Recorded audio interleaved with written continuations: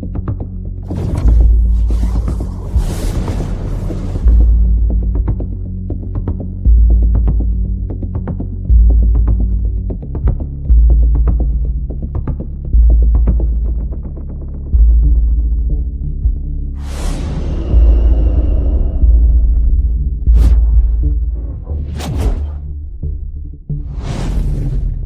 Black Line Brief starts now.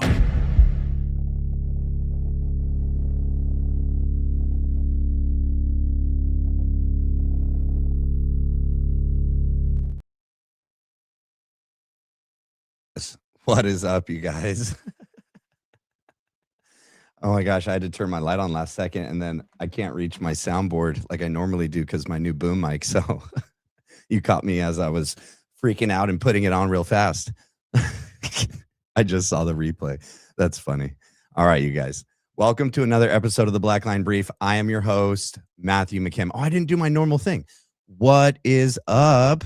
Happy Tuesday. I always forget, dude. The days are so crazy. Literally, they all mesh together for me. So happy Tuesday. What is up? Welcome to another episode of the Black Line Brief. Do me a favor, please. As you guys come in and get settled, please hit the like and the subscribe. It is the best way that you can help support the channel, and I appreciate it every single time you do. All right? Boy, do I have a show for you. All right? We're going to look at some Frank Turd Turkey Dog. Just doesn't know when to sit down and shut up, man. He went on Alyssa Childers' show, another paid op for us. And then, of course, Andrew Kolvet goes on, what do you know, Blaze TV. That's, I'm pretty sure Blaze is Glenn Beck. That's also where Allie Beth Stuckey does her show. I got some stuff from Rob McCoy. We got some stuff from Mikey and Megyn Kelly. And then if we get to it, I got a couple other people. And then I got a clip from Newsmax with, after Candace played the clip of Rob O'Neill, the Navy SEAL, yesterday. It was an older clip. So, it was like from a few months ago. It was from 7 months after the assassination. So a couple, 2-3 months ago. But what do you know? It got resurfaced, and Newsmax has Rob back on to go so what do you feel today? That was a couple months ago. What is your take now after the preliminary hearing? And he's like, yeah, no, it still doesn't look right. And it's doesn't change. He doesn't think he knows who did it, but he's like, but he didn't get shot with a 30-06. And then he had Jack Posobiec on. So Jack Posobiec answers back. He claps back and Rob puts him in his place. That might be a good place to start, actually, because it's such a short clip. And then we can get on with everything else. So why don't we start there, actually, and get a good laugh out of Jack to start. All right? All right. I want to get your take on the latest in the case against Charlie Kirk's alleged killer. Some of your comments from a few months ago here on Newsmax went viral. Let's listen to that. I'm just saying, I've been in a lot of shootings. I've killed more than a handful of people, and this thing looked shady off the bat. I've killed people closer than I saw the camera, and I've never seen a shirt move like that. That looks like an explosion to me. Just the fact that no one started doing first aid to Charlie Kirk, they were more concerned about getting SIM cards out of cameras. A lot of people have had skepticism. We've now had these preliminary hearings before the trial, and earlier this hour, we had Jack Posobiec, one of Charlie's friends, here live. We played that clip. Here's what he said. Yeah, well, I just love to ask Rob if he has any evidence to back anything of that up. We saw from the autopsy that it was a 30 caliber bullet. Those fragments were recovered. No, it wasn't. We saw from the preliminary hearing and the autopsy, and the ballistic specialist said it is a .286 to .301 base diameter of a round. And the 30-06 starts at .308 up to .4 something. So no, it wasn't established that it's a 30 caliber round, my friend. 30 caliber 30-06 rifle was recovered. The DNA was a match to Tyler Robinson. Okay, the thing that was a match to Tyler Robinson is that he was one of the DNA contributors that's on the rifle. Okay, there was at least a minimum of 4 other DNA contributors on the rifle, Lance Twiggs being one of them, Tyler's dad, and most likely one of his brothers as well. So his DNA is going to be on the rifle, like, duh. But it was the most degraded. Keep that in mind. So Tyler Robinson's DNA seems to have been the oldest contributed DNA on the rifle. As I said, you spoke in April. Let's be fair that now it's the summer. We've seen some evidence. Is what Jack's saying, what we heard in court, does that alleviate any of your concerns, or are you more skeptical than ever that it might not be Tyler Robinson? No, it could be Tyler Robinson. I just don't think he got shot. I don't think Charlie Kirk got shot the way they're saying. That's all. As a sniper with a bunch of kills up close and Jack having, I don't do the research on this either, but Jack has 0. So let me be the man in the room for a second. It looked off. It looked off. It seems like a cover up. That's it. I'm not saying who did it. I mean, if their guy did it, as a sniper, someone with kills, I saw that happen. Wow, that looked off. I don't like rewatching it. I knew Charlie Kirk. Yeah. This isn't fun for me, but I'm not going to just see something and have a bunch of people with no experience really killing people tell me that I'm wrong. I'm not wrong. That's it. I'm not getting into it. I'm not trying to prove anything. That was a weird angle. Yeah. So last thing, the trial's expected in September. What would maybe assuage your concerns? What, given your experience that I don't have, others in the audience don't have, what would you want to see at trial that might help us decide, was Tyler the assassin or not? How about an honest dialogue? Yeah. That's about it. Yep. People that ask questions with actual experience, not getting screamed down, stuff like that. Just an honest question. I mean, if you ask any question, it's immediately you're blaming someone else. No, I'm not. I saw something happen to Charlie Kirk's neck. I don't think he got shot. That's all I said. All right. Well, we've always give you the First Amendment right to speak out, and we appreciate your vast experience and your service to this great country. You're a patriot, and we'll continue to check in with you on Charlie Kirk's assassination and this war in Iran. All right, buddy. I thought it was funny. He's like, I don't know. I think I'm pretty sure, but yes, Jack was a Navy guy. He was Navy intel, but from what I can find, Jack doesn't have any confirmed kills on his record. So, Jack, why don't you sit down and shut up and let a real man take the lead here, buddy? Oh, pal. Oh, buddy. Why don't you just sit there and blink at the camera a lot? You're really good at that when you're asked difficult questions and you're caught in the middle of a lie. You kind of just sit there and go, oh, Jackie Poo. Let's see. Where to start? We'll start here. Man, it's hard to, it's like, do we start with Frank or do we start with Andrew? They're both good. So it doesn't really matter where we start. They're both going to be great. Let's freaking do this. All right. Wabam. Here we go. This is Elisa Childers. Not sure who she is, but seems to be somebody. Compared to, she's known Frank for 10 years or something like that. So we can't hope that she'll be unbiased. No. All right, here we go. Couple of months, it will have been a year since the public assassination of Charlie Kirk, an event that has become the focus of several conspiracy theories, largely coming through the platform of Candace Owens. Oh, yeah. And today we're going to be talking with Frank Turek to set the record straight. Frank was a friend and mentor of Charlie's. He was with Charlie on the day that he died. Sure was. He was in the van on the way to the hospital, was with Charlie's friends and family. And since the event, he's been interviewed on various media outlets, always preaching the gospel because that's who he is, and sharing the story of what he experienced that horrible day. He's also been the target of Candace Owens, who has accused him of lying and implying that he's part of a larger conspiracy to betray and ultimately to kill Charlie Kirk. So was there... No. Alyssa, you're bad. You're bad, little girl. We've never said that Frank or Erika. Do you love how they do this, right? They say that we've said that we've claimed that they killed Charlie Kirk. You know, no, we've got no evidence of that. What we have is evidence of lying. You know, evidence of having completely contradictory stories inside the SUV. Right? Trying to say that like, oh, that's a sign of true, authentic eyewitness accounts. Everyone's going to differ on certain little things here and there. What they did in the car with Charlie is not a small, minute little difference. Like, you're going to differ on like what was Frank wearing, what was Brian wearing, right? Like, what did you pass on the way to the hospital? But like, were you rendering CPR and first aid in the car? Like, that's a big thing. Frank is supposedly in the back praying out loud, audibly out loud the whole time.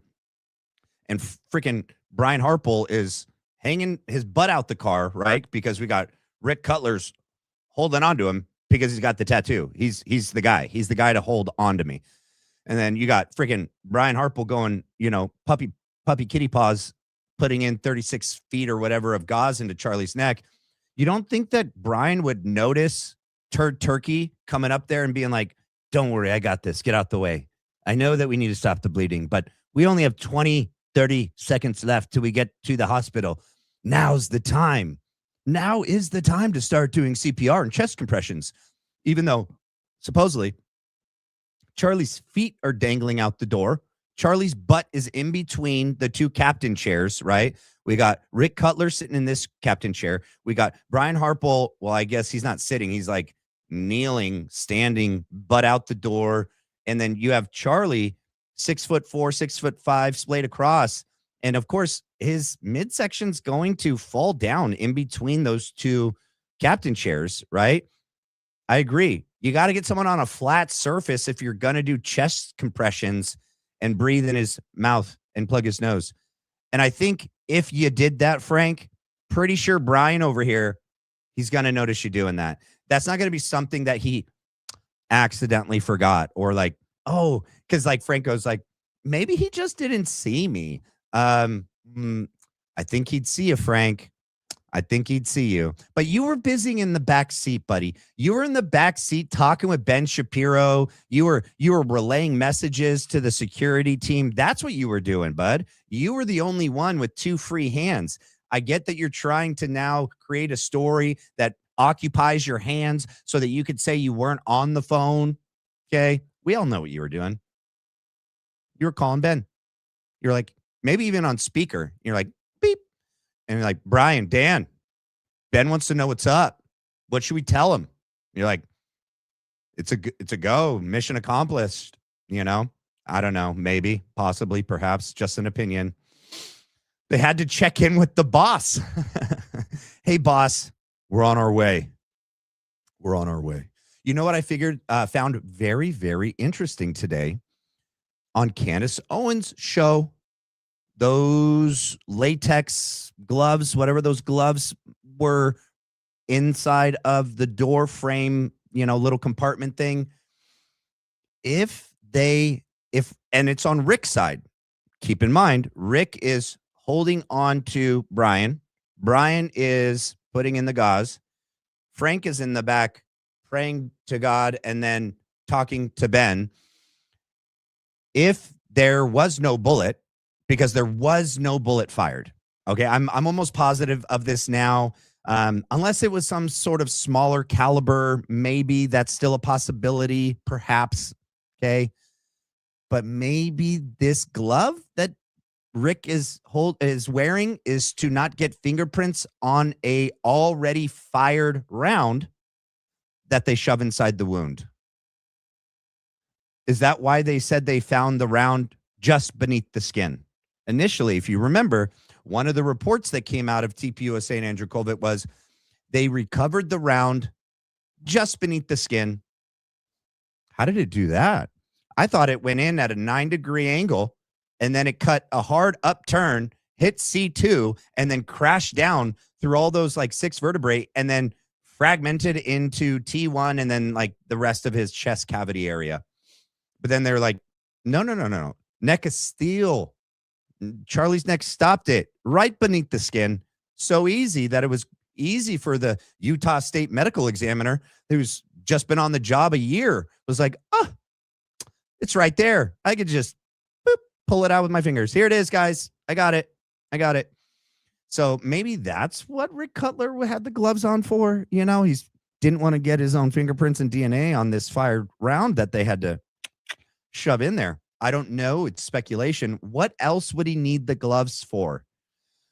I mean, if they're destroying other evidence, right? If they're burning the shirt, right? If that is a shirt that's burnt in that photo that Candace showed, yeah, maybe don't want to get your DNA on that. But I mean, like, he carried them, so his DNA and fingerprints are going to be on the shirt. So that's why I don't think it was to cover up touching the shirt, because he already had touched the shirt. That's why I do think it is. I think it's the round that they had to put in there, because I don't think it was. I mean, just looking at Rob O'Neill. Rob O'Neill's like, looks like his shirt, something under his shirt exploded. Looks like an explosion to me. Drone footage the day of the event or not? And if not, why did Frank say that there was? Yeah. Did he really perform CPR on Charlie? No. And what is being said about his cell phone? We're going to talk about all of it today. Yay. I really want to encourage you. Please be praying for Frank and his family, who are now receiving death threats. No. Please pray for Frank and his wife. It seems like they're having marital issues. Okay.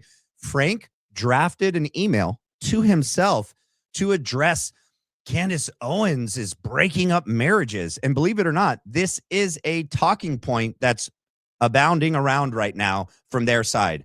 They're just like, they get these talking points, whether that be from like Graham Allen, the rapid response team in the Department of War, whoever it's coming from on high. And they're like, hey guys, this is the new messaging for this week.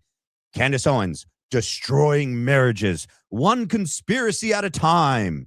Who does her conspiracy affect first? Frank Turek. Over this.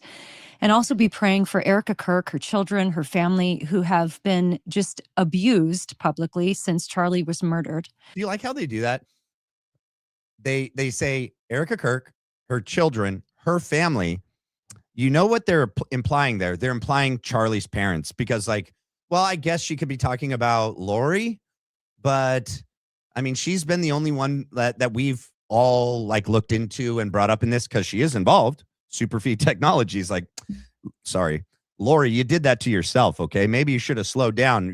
That new app that just came out this week for Real America's Voice, didn't take very long for me to find out that it's Superfeed that's running that app. But nobody's attacking the kids. Definitely nobody's abusing. Do you see the language they use? It's so deliberate. Like, we're abusing Erika. We're abusing the children. We're abusing her family.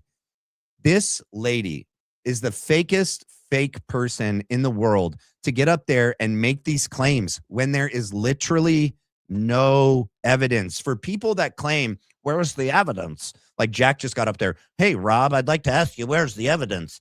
Hey, Childers, can you show me where the evidence that anyone has abused anyone? Or are you just saying like, sticks and stones may break my bones, but words really hurt me? Because we've just been asking questions, and those questions end up getting answered with lies, and the rest get ignored.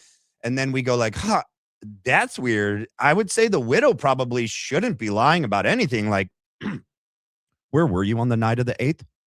Like, you can't just have you don't have an alibi for that. Fake kids the morning of the 9th picture that you give to Paramount Tactical, that's your alibi? Sweet. Lies, more lies to cover up the previous lies. We know you're lying. We know you're lying. And then you lie some more. Yes, that does point to, suspicion and like maybe guilt. Or as Andrew Kolvet likes to say, he uses the word guilt instead of grief and grief instead of guilt. So, not a lot of grief and a whole lot of guilt going around. It's so sad to me that we even have to do an episode like this, but I hope you'll find this episode clarifying.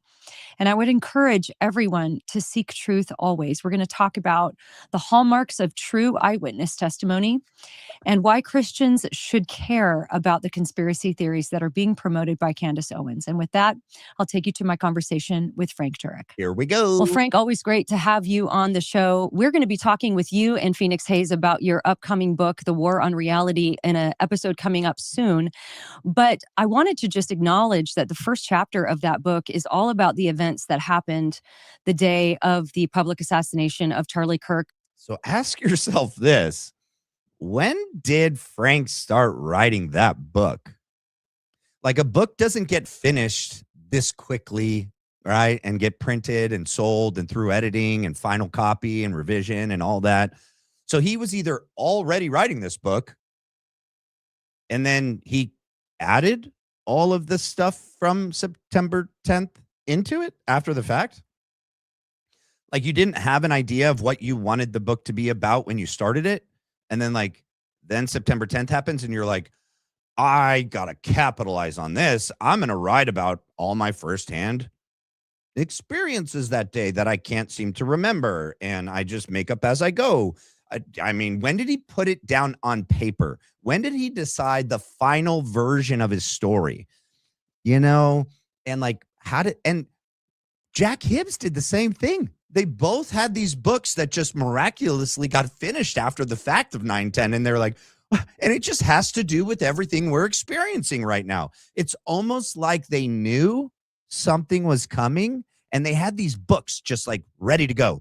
And they were like, it just happens to be what we were already writing about. And then Charlie was assassinated. And it's like, oh my gosh, the Holy Spirit, it just downloaded to me. I wrote it and God knew. I didn't know. We didn't have foreknowledge. God knew. And I just wrote it. Here it is. Here it is. Got to plug the book. We got to plug the book because the kids love the books. That you were not just present for, but intimately involved in just the events because you were there with Charlie. You were in the van on the way to the hospital with Charlie. SUV. And of course, you have become the target of many conspiracy theories from the beginning, even ones that people have moved on from now and on to other ones.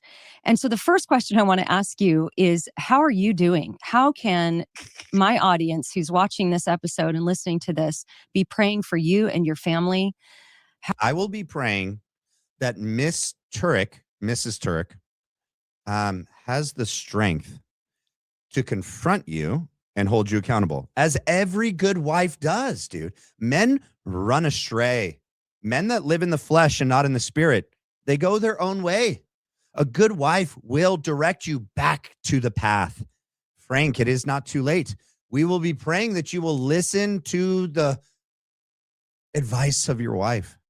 She clearly wants you to watch Candace Owens, listen to someone speaking truth, and maybe you could be like the first witness telling the truth about what really happened that day, and maybe you'll get immunity. I don't know.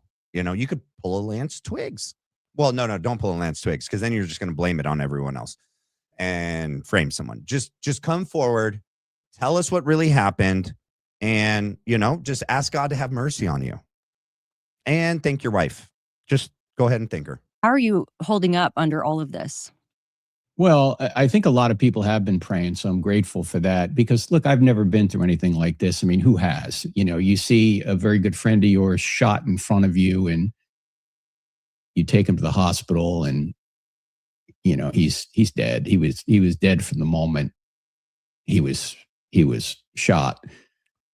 Real quick, if you have been following me for a minute, you'll remember and just recall all previous accounts.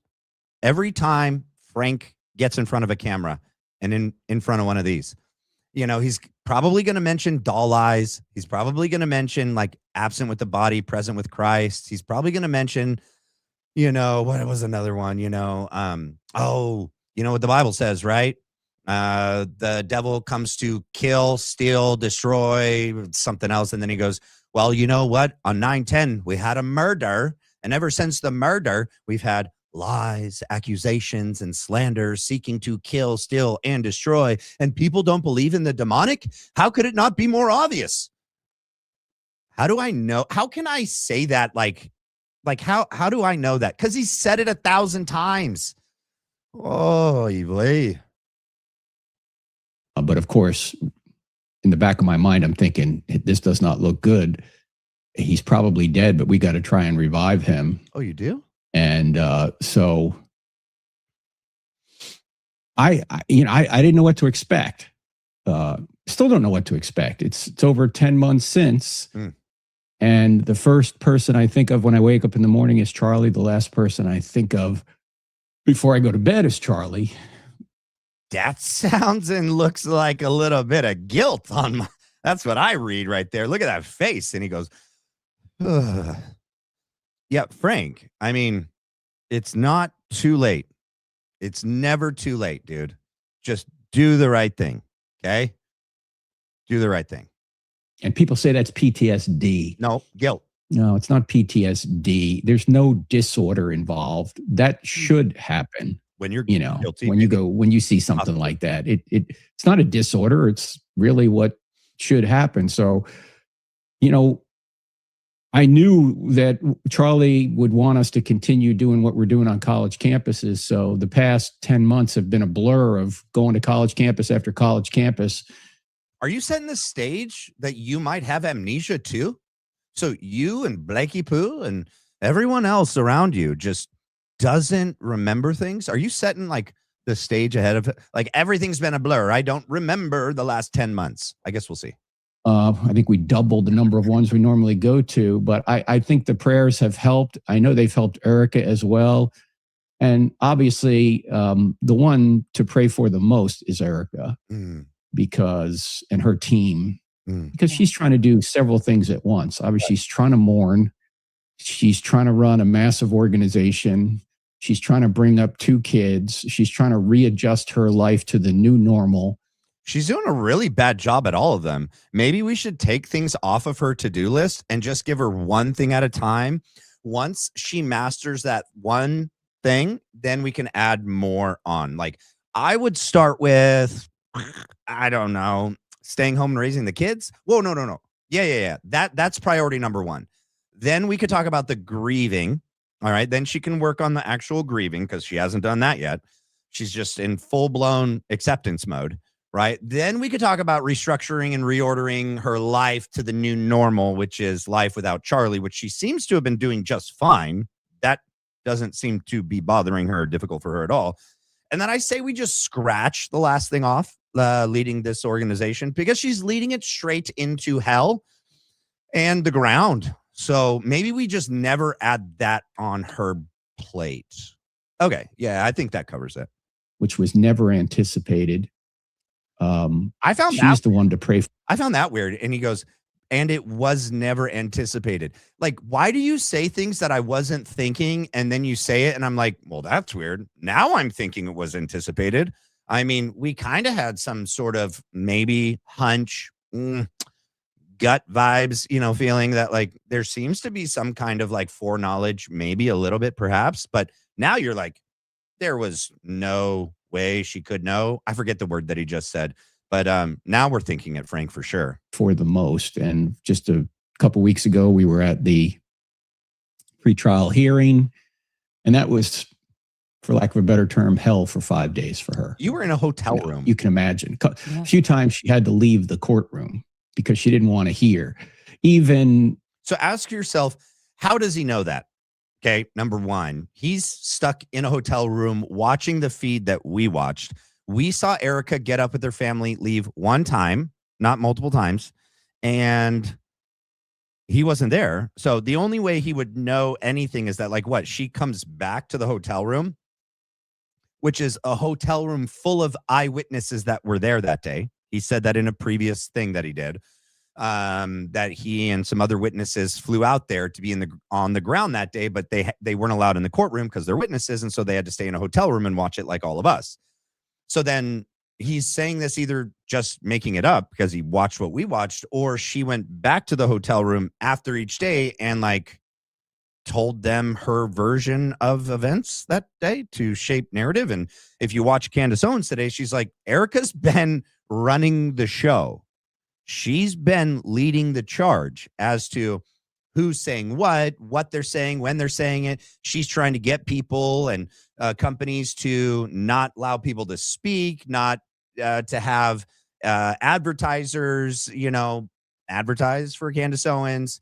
So it does make sense that Erika would go back to the hotel and tell them like, oh my God, it was so bad. I didn't watch the actual video that day, but I insisted that I see Charlie in the worst possible way I could see him, which is not alive, after the surgeon said, don't go in there. It's really bad what the bullet did to him. And then I see a video that's grainy as all heck. It's like Sasquatch, a midget Sasquatch on a roof, just like a blur running across the screen. And that was the most traumatic video I've ever seen. So I had to leave and, be an emotional asset once again. But In the evening when we met, I was about to describe something and she's like, "You're not going to say any details about the murder." No, I'm talking about something else. I mean, because she just doesn't want to hear it. And I understand. that's so ridiculous. She came back after the court trial and he's going to say something. And she assumes that he's going to say some gory graphic detail from the day of the assassination. Bro, you're so freaking ridiculous. Don't say anything. I don't want to know anything. Okay. She insisted to see him in literally the worst possible last image ever that she could see, which is him on that operating table, right? With the bullet wound and everything before he gets fixed and blood and everything like bad. And then she sees him in the casket open, which I never recommend. I think an open casket is a bad idea. I went to so I had a best friend that unalived himself when I was a freshman. And that is like seared in my brain. They did an open casket for that event. And that is how I remember him. Like I have memories of playing baseball with him and all the things that we did. But that memory walking up the aisle the last time I saw him, and it's not him, it's his body. And it doesn't look like him. And it's like, it's just, you never get that out of your brain. And then when not my grandmother that died when I was little, but my other grandma that died when I was like 16, they had an open casket. And I was like, I'm not going in there. That's not her. I saw her 2 nights before she passed and I held her and kissed her she was in a nursing home. And I'm like, that's how I'll remember her. I'm not going to remember that. That's not her. So Erika's fine to watch Charlie and have these memories in her brain, but she's like, "Frank, shut up. Don't say anything." He's like, "I wasn't going to say anything anyway." That's why I don't even think that's real. I think that's just another BS made up story. So, I think when you look at her now and how she's performing. What? What's that? Say that again. Erika's performing? I can't make it up. I mean, he says the words, Erika is performing. We agree. Erika is performing. She just sucks at it. She's not convincing any of us that she is a grieving widow that loves or loved Charlie, that cares about her children, that wants to carry on Charlie's true legacy. So, yeah, there's that. I mean, straight from the horse's mouth, Erika is performing. Yep, we all thought so. It can only be the Holy Spirit. I mean, how do you go on after this? We don't know, dude. How do you go on?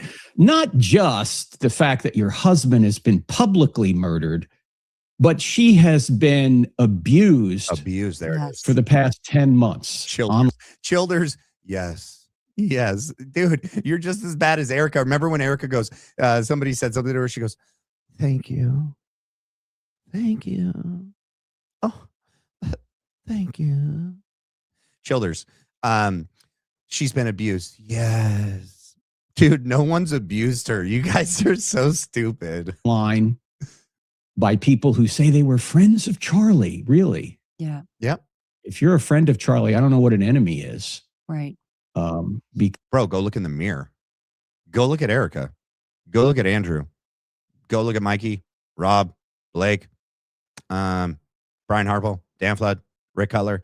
I would say the people that were around him on the day of his death when he was murdered, and none of you, not one of you, have told the truth and acted normal since that day.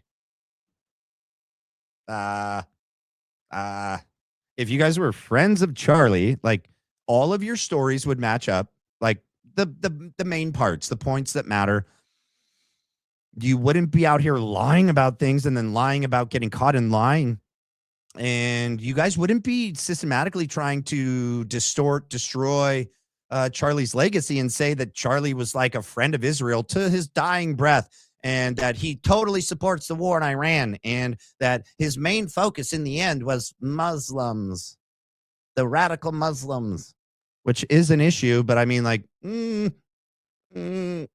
seemed to be more concerned about the radical Jewish donors seem to be the issue, or the, Israel's version of their 9/11, October 7th. I mean, that seemed to bother him quite a bit as well.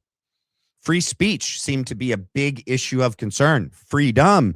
He chose to wear a shirt called Freedom because it was like they weren't wanting him to be free. They were telling him, don't have Tucker on, don't have Candace on. Don't say that, Charlie. I wouldn't do that if I were you.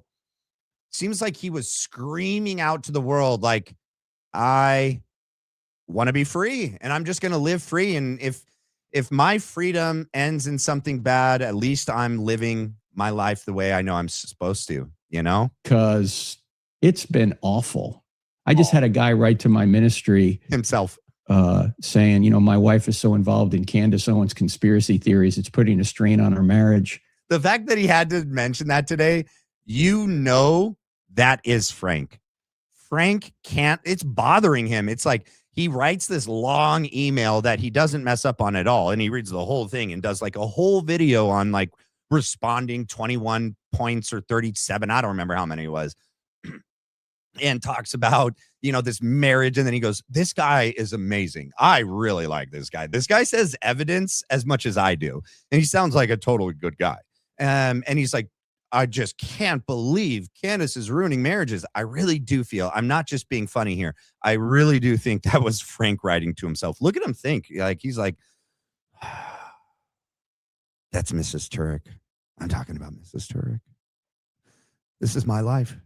This is my life. I wake up in the mirror and Candace Owens asking questions is getting through to my independent, free-thinking wife.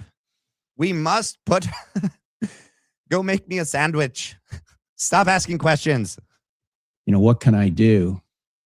And I gave him a number of questions to ask her, but the top question in my mind would be this. If someone murdered me, would you want Candace to treat you like she's treating Erika? If my wife was as suspicious and weird as everything Erika did, yes. Yes, my wife wouldn't do that ever. But I mean, even just starting with the casket video, like if my wife filmed me in an open casket the day after my assassination and was like, bless you, like what the frick? Bless you? Like it's some stranger, like kissing his hands, like bless you.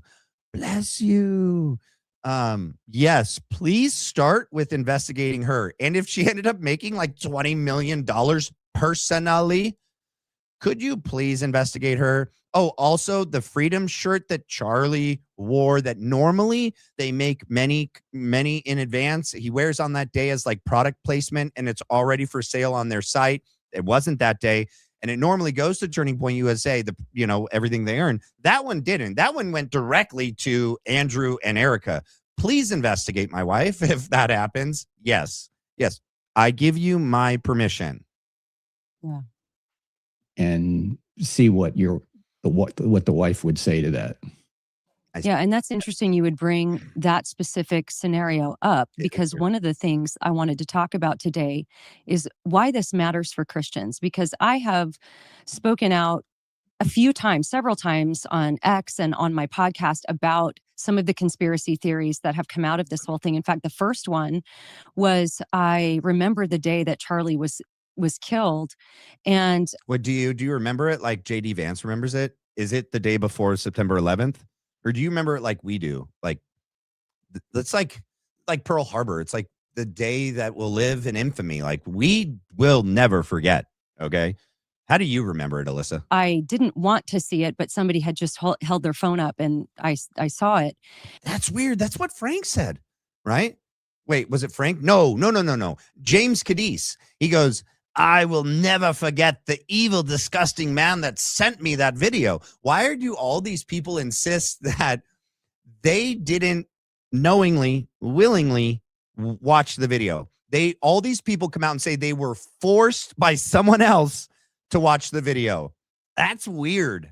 That's weird. And then later on throughout the day, there were different angles being shown.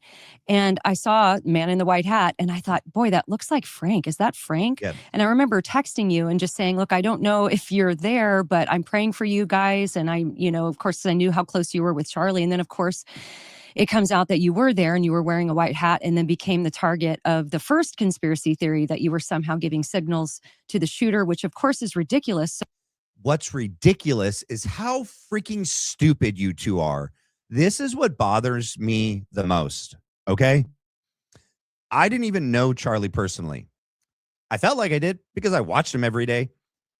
I know more about this case than J.D. Vance, Andrew Kolvet, Frank Turek, Blake Neff, Alyssa Childers, and, other people affiliated with Turning Point USA and that like personally knew Charlie. And I'm not the only one. There's like hundreds, if not thousands of us that have spent like thousands of hours digging into that day, the months that led up to that day, and everything that's happened after the fact. Okay. And there was a point. And of course, because I said it, then I forgot it. I'm going to back her up a second so I can remember what she said. So then I'll remember. We're at 107. Let me back up to like 103. Conspiracy theory that you were somehow giving signals to the shooter, which of course is ridiculous. There we go. Yes, it is ridiculous because we've never said that Frank gave signals to the shooter. You see what I mean? They completely manipulate the whole thing and they intentionally say our theory or a theory completely incorrectly and then characterize it as like, that's so ridiculous. Like, why would I be needing to give signals to the shooter? That's not what we said, bro. We think you, Dan Flood, Hunter Kozak with his looking over at Brian. The question is coming, sir. And then, Terrell also looks at Dan, and then we got Mikey looking at Dan, and then Mikey takes the last photo of Charlie.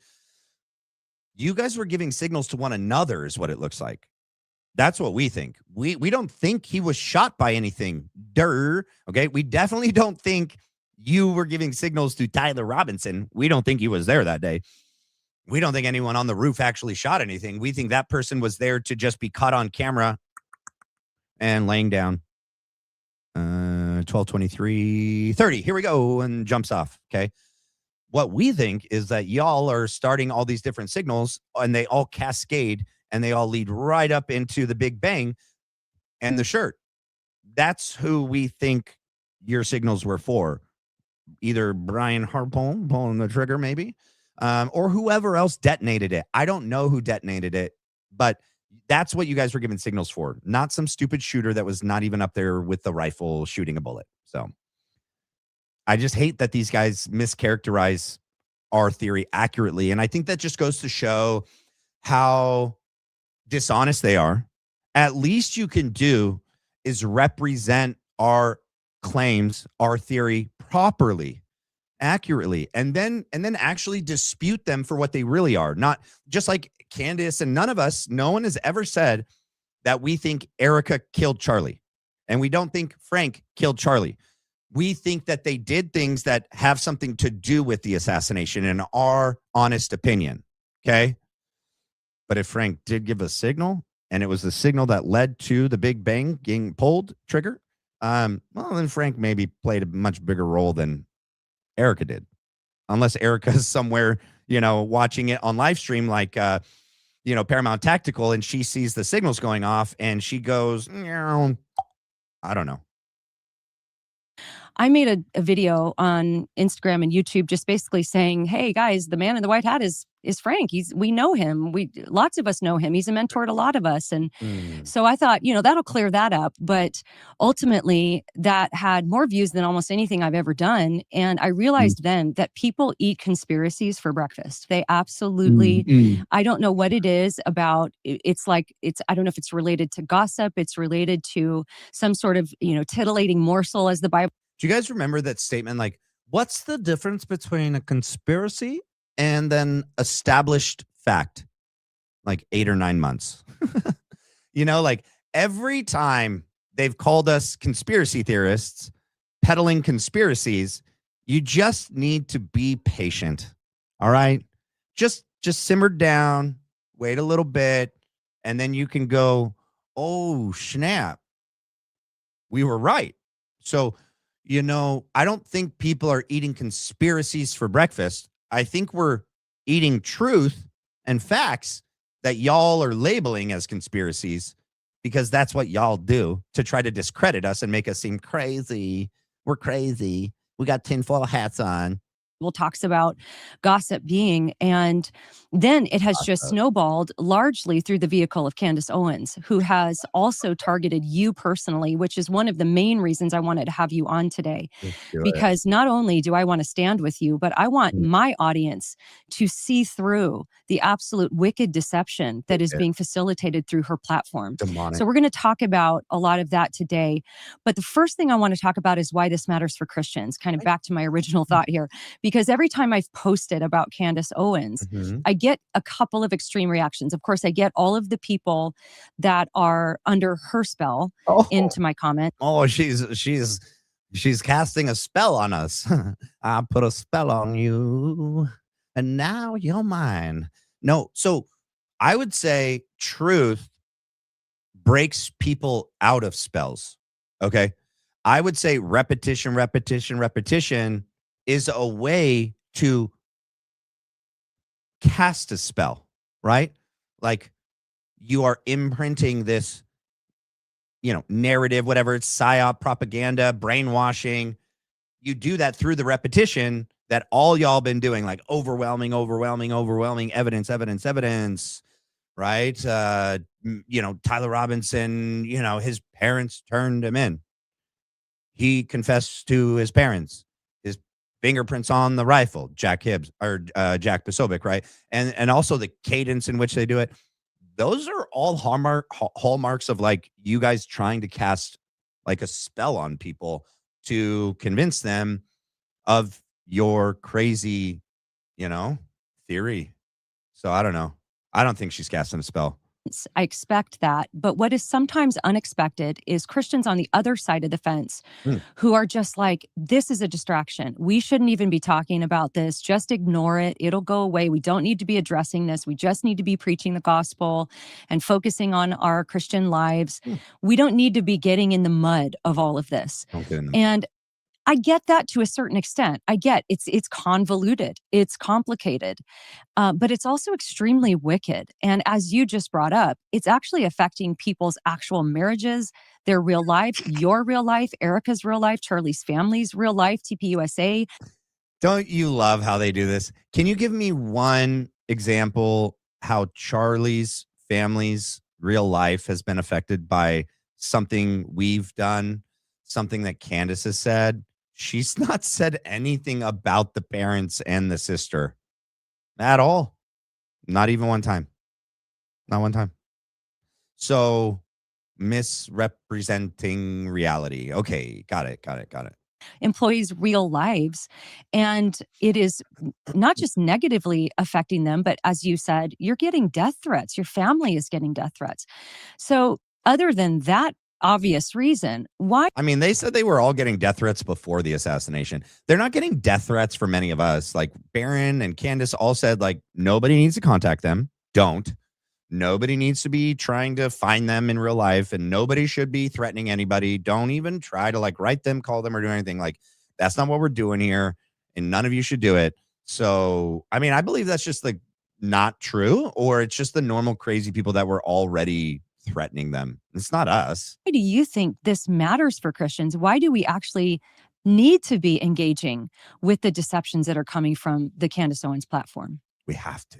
Well, God is very overt about what we ought to be doing, especially with widows and orphans, not just in the New Testament, but in the Old Testament as well. In fact, okay, his children aren't orphans, though. Their mom's alive. Right? Erika's still alive? Yep, I think, right? Yep. As of today, right? July 21st.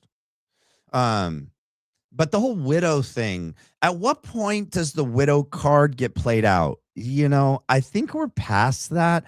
I think we got past that point when Dana Loesch said it like a million times in the most grossest masculine voice ever to come out of what is pretending to be a woman. I think at that point we were like, okay, guys, okay, we get it. Okay, widow. Maybe stop saying the widow thing. In Exodus 22:22, it essentially says that if anyone abuses a widow or the fatherless and they cry out to me, God says, I will hunt that person down with the sword, the one who's abusing the widow or the fatherless, and kill them. I mean, that's pretty extreme. Also in Deuteronomy 19, it says that if you falsely accuse someone of a crime and you're found out, you get the penalty of that crime. Dang. So when Tyler Robinson, when it finally comes out that he didn't kill Charlie, and all of you have been falsely accusing him of murder, that means you guys are going to be held accountable for murder. Okay. If the shoe fits, Frank, freaking wear it, Cinderella. So if you falsely accuse someone of murder, which Candace Owens appears to have done in several different ways, and you're the one that would be executed if you're found out falsely accusing someone. I mean, this would shut down the internet, basically, Elisa. And of course, James talks about this. Paul talks about this, that this is true religion, that we take care of widows and orphans. Dude, I had somebody quoting scripture to me in my comment section, and I was like, I tried to write responses back, and then I'm like, oh, this is pointless. This is pointless, because she also was attacking us as Candaites or whatever. And I was like, oh, okay, you're just going to do that this whole time. Bloop, block you. Get out of here. Yeah. Man, hold on. It's because I do this in 12:23, 12:22. Let's hear it. That this is true religion, that we take care of widows and orphans. That's right. They use the scripture to try to attack us and put us down, manipulate us. They're hijacking our faith and they're weaponizing the word of God. That's what they're doing. They're weaponizing the word of God for their end, for their aim. Okay.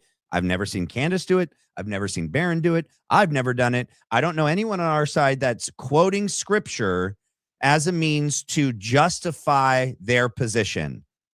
That's all of them. They're weaponizing scripture for their benefit. And if we're not going to defend them, who is?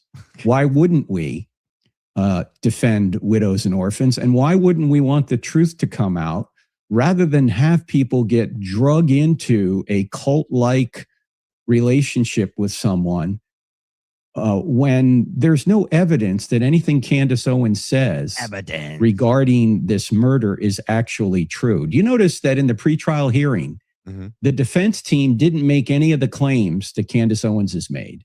Okay, but Frank, did they make any claims at all? Are they the ones trying to prove probable cause? Was that what the purpose of the prelim was? Was for the defense to argue their version, their theory, or was their job just to point a lot of holes in all of the evidence, the mountain of evidence the overwhelming mountain of evidence that everyone kept regurgitating all month? Do you know what the purpose of the preliminary hearing was, Frank? You're a doctor. Dr. Turek. Can you use that brain? Can you be analytical? Can you? That was the prosecution's responsibility, was to put on their case against Tyler Robinson and then to present the evidence that they said is sufficient to go to trial. Don't think they did that, but all the defense was doing was pointing out the BS in the evidence and the witness testimony, that they presented that week. That's all the defense did. They weren't presenting any theories. I didn't hear them present one theory. Because that's not the job of the defense during the preliminary hearing. It's just to show to the judge, there's not enough for probable cause. There's just not enough for probable cause. Man, let me get some of these super chats out the way so they don't pile up. Whimsisms, thank you for becoming a member. Elidani, thank you for the 2 gems. Sparkles. Elidani, thank you for the 2 gems. Silver Star. Mystic, Puppy, Kitty, Pause. Oh my God, I can't. Yeah, remember Frank, when he's on the Sean Ryan show, he's like, I was putting in the guts like this, 36 feet, like a kitty cat. Mystic Gypsy, thank you again. Somebody on X asked me if I was this fakest fake lady today. Oh, okay. The picture, it's your picture profile. You're pretty. I don't know, but I'm not going to tag her looks, but I can see there's a little bit of gray right there. She's got some silver in the hair. I don't see the resemblance aside from you both being white ladies with a little bit of silver in your hair. Okay. You told her, heck no, I'm not Alyssa Childers. I'm not a freaking part of this group. No way. I was like, what the hell, yo? I forgive them though, for they not know what they did. Yeah, I know. Yeah, you gotta misquote the scriptures as much as Erika, right? Vasiliki, today Candace Owens wrote on Lionel's chat, the death certificate does not list the gun. Whoa, I didn't get to that part. Do with that chat what you would like. I'll have to look into that later. That's interesting. 440 gems. Unk alert. Thank you for that. Hopefully that's a compliment. I don't know. Unk alert again. Thank you. More gems, more sparkles. All righty. And then another new member. Thank you, Kevin Bodman. All right, let's get back to it. Oh, wait, I got to unclick that real quick, or else it'll stay on there the whole time. All right, let's go. Let's get back with it. Let's go. They didn't claim Tyler Robinson was not on campus. They didn't claim that it wasn't a 30-odd 6. They did. No, they definitely pointed to that. But like I said, it's not their point to claim anything. They pointed at there's insufficient evidence that he was on campus. Okay. Very circumstantial, grainy evidence that Tyler was on there, right? Even freaking Lance Twiggs was like, I can't be 100% sure, but he's white. Seems to be a dude. He's got the Chuck Taylors, not the same hat, but freaking Tyler likes hats. I mean, Tyler has a hat and Tyler's got glasses. That guy's wearing glasses. I've never seen that shirt, but I mean, Tyler does have shirts. Mainly they're maroon short sleeves, but he could have that shirt. I don't know. And then I have seen in his closet a pair of jeans, but I don't know. I couldn't be 100% sure. Didn't claim that Tyler Robinson didn't confess to the crime. He didn't. Or that he's a patsy. They didn't claim any of that. They objected to the presentation and admitting into evidence the BS testimony that wasn't going to be allowed to be cross-examined by having Lance Twiggs come into the courtroom. And then literally the only thing that does substantiate that is Lance Twiggs himself. And then they definitely poked a lot of holes in the rifle and in the ballistics because it doesn't match the gun and the round doesn't match a 30-06 caliber. So certainly seems like they don't believe the official story there, Frank. Stuff. They didn't say anything about Egyptian planes or the French government or the Israelis.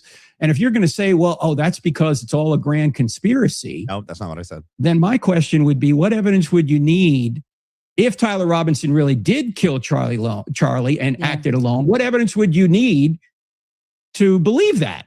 And then if your answer is, I wouldn't believe it even if I saw it, then there you go. I mean, if every piece of evidence that comes out against Tyler Robinson is part of the conspiracy, then it's a self-fulfilling prophecy. There's no way of detecting whether that conspiracy is true or false because you've already assumed it's true. Yeah. So it's very important that we speak the truth because so many people are being caught up in lies. As I mentioned, the man that reached out to me, I did a whole podcast on it last week. On yourself. About help, my marriage is in trouble because of. Oh, we should clip that one part right there where he starts off with saying, "Help, my marriage is in trouble," and then we can make Frank. It'll sound like Frank's marriage is in trouble. Like, let's go right here. Let's see. Is in trouble because of. It's right before that. It's right at like 12:03 maybe. Let's see. Podcast on it last week. Right here. About help, my marriage is in trouble because of it is. I know. The fact that my spouse is believing in conspiracy theories. See, that would be great. It starts at 12:07 and it goes to 12:14 on that video, or you can clip mine. I did a whole podcast on it, and so many people in the comments are going, "Yeah, that's in my marriage too," or "That's in my friends or my extended family." Do you really believe that? So many people in what? You know what I could do? We can go pull up. Let's do something real quick. Let's pull up that video real quick of the turd turkey, and it's him by himself in the purple shirt. And I'll find it, and we will look in the comment section, and let's see if the people are even real. And let's see if anyone, do you really think that many people were like, yes, my marriage is in shambles? There it is. Help. Here it is. All right. Pause. Share. Is it on the screen? It is. All right. Let's go down to the comment section. That's him. Trust in the Lord. God bless you, Frank. Pray for that husband. Lawyer Baron Coleman has some questions too. My wife says she is embarrassed that she ever listened to Candace. Oh, so that doesn't seem like there's issues. It's sickening that innocent people keep having to defend themselves. What? Guessing the marriage has deeper problematic roots. My husband and I don't always agree on topics. When we spend time together, we don't talk about topics such as children, finances, and even politics if there are stressors involved. That couple needs to know how to make a marriage work and go to counseling. To blame someone or something else is playing the blame game and taking all eyes off of himself. Interesting. I refer back to the wisdom from my youth by an older generation. You can't believe half of what you see. I understand. People here might hate me for saying so, but there's so much misinformation and bad actors out there. It's so hard to know what the truth is anymore. Yep, doesn't seem to be anyone here saying my marriage. God is truth. You're a good man. God bless Erika Kirk. Well said. I can't imagine. Not one, man. I just ordered your book. Bro, stop having people order your book, bro. Okay. Thanks for the semi-regular reminder to go back into listening to the 77s for a while. Don't know what that means. I'll take things that never happened for $1,000, Alex. Come on. We all know Blake wrote this. No, I think Frank wrote it. Oh, that one has 5 replies. Let's see. I'm confused why you think this is funny and why you would mock. It's serious if a marriage is affected by that woman who is so pure evil. All right. We got, I know that one of CO motivation behind all of her evil is millions. She is literally making, you mean millions that Erika's made. Candace was already doing well. Blake always responds to what Candace presents. It's really twisted. Crying, laughing. It's so bad. Laughing my off. Secondhand embarrassment. Man. BS Barbara Streisand. Oh my gosh. This is hilarious. Let's see.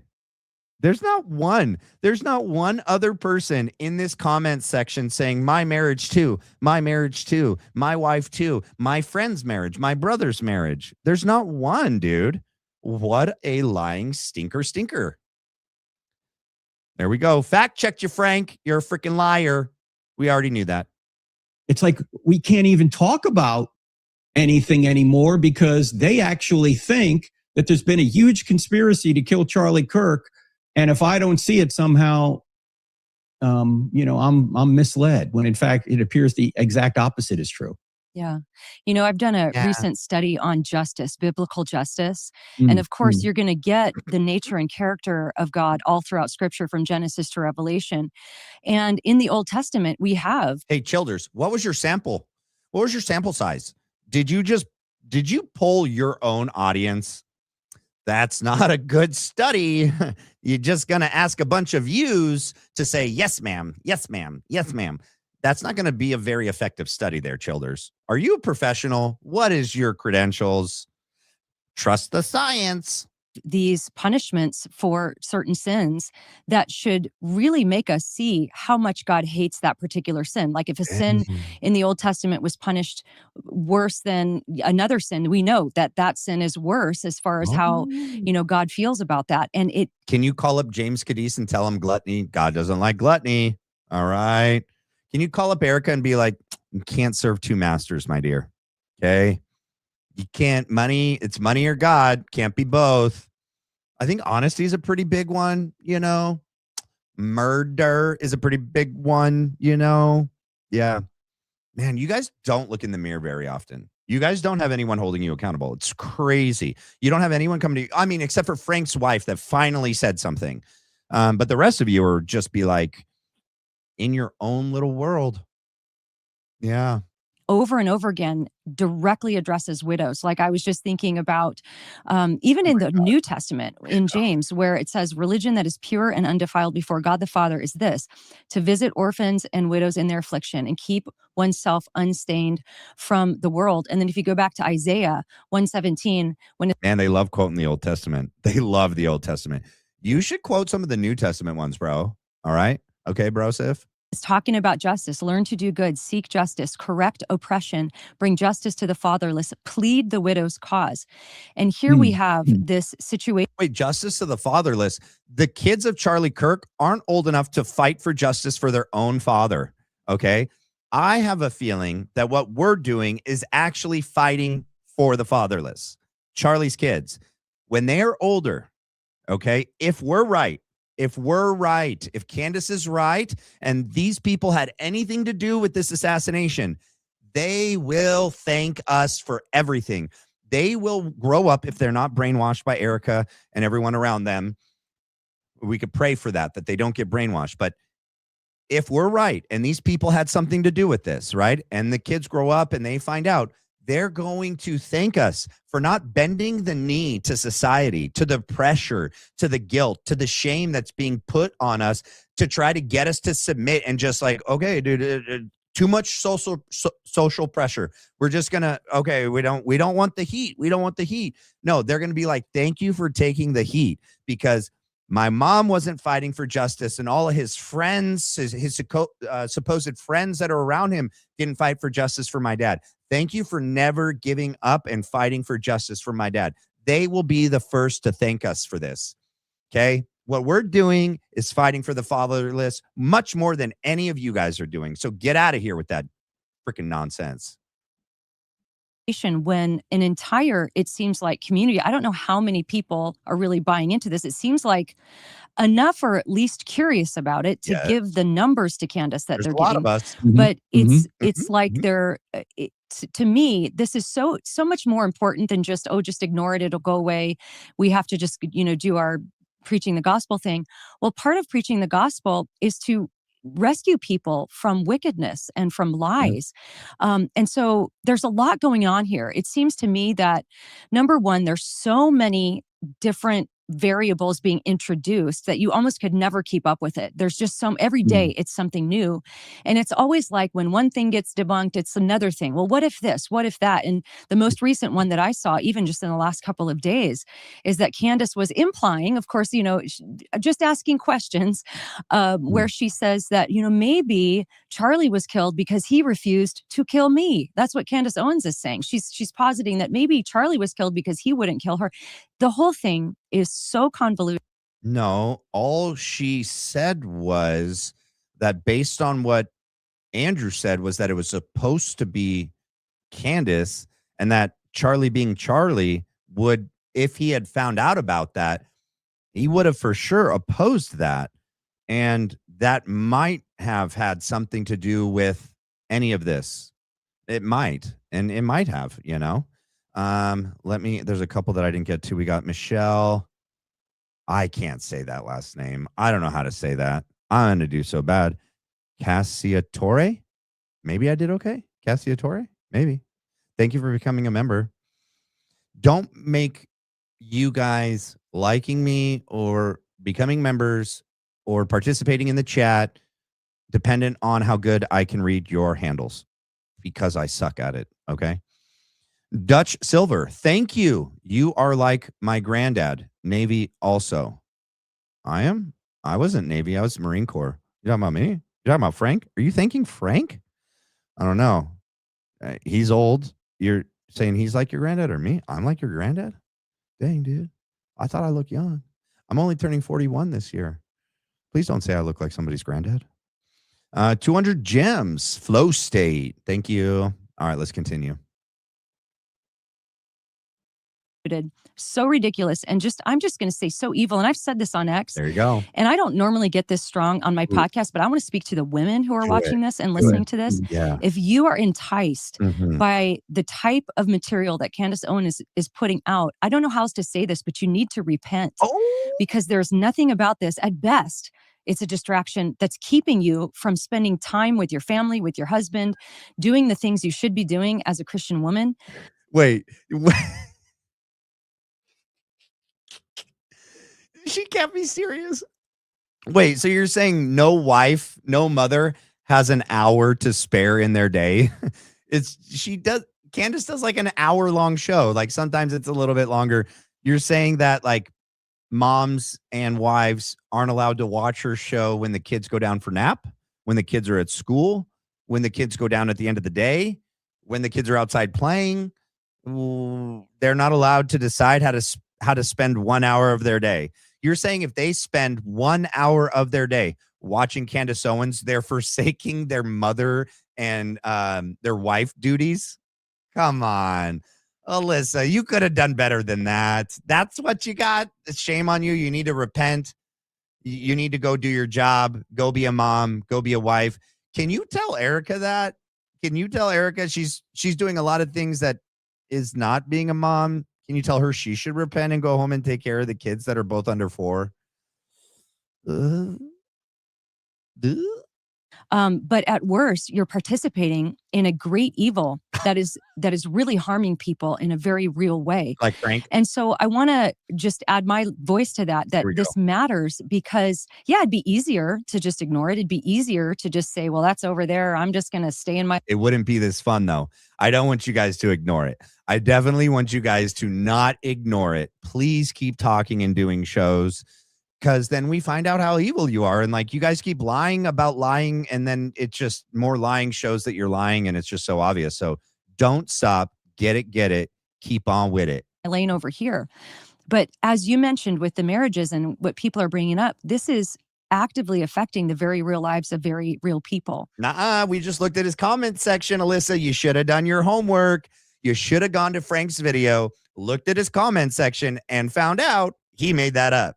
Now you're just regurgitating his lie, which makes you a liar. And you're not doing your due diligence on your channel. Hopefully some of your members can find me. We're not going to listen to your little advertisement. Let's get right past your... There it is. Oh, I don't want to pass whatever is. We'll get the end. Dang it. Today. Mute. We're not going to listen to you. There it is. Let's zoom out for a second to 100,000 feet, please, if we can, Lisa, to give people a little perspective. Please. Jesus and the apostles call Satan a murderer, liar, accuser, and slanderer, seeking to steal, kill, and destroy. It only took 17 minutes and 27 seconds. Ding, ding, ding. What have you won? Well, we got you, Frank. We clocked you from a mile away, bro.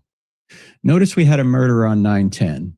Then right after the greatest evangelical event in history, where more people heard the gospel than at any other time in history at one time. Yep. What have we had since then? Yep. We've had lies, accusations, and slander seeking to steal, kill, and destroy. And people say they don't believe in the demonic. How could it be more obvious? Yeah. It's exactly what Jesus and the apostles said Satan does. He lies, he accuses, and he slanders, seeking to steal, kill, and destroy right after a murder. Oh, How could it be more obvious? And you're buying into this? And I think part of this too is the idea. Let's be fair here. did I do a good Frank Turek impression? Did I get it good? I got it, right? I got it. All right, cool. In the sense that since COVID, especially, people are hyper skeptical of anything the government does, and sometimes for good reason, right? Yeah. But All the that time. is a fallacy to say that everything the government does, therefore, has to be wrong. No, Frank. It is the track history, or is the history and everything that's happened. I mean, since I've been alive, the government has never told the truth. Okay, never. I don't.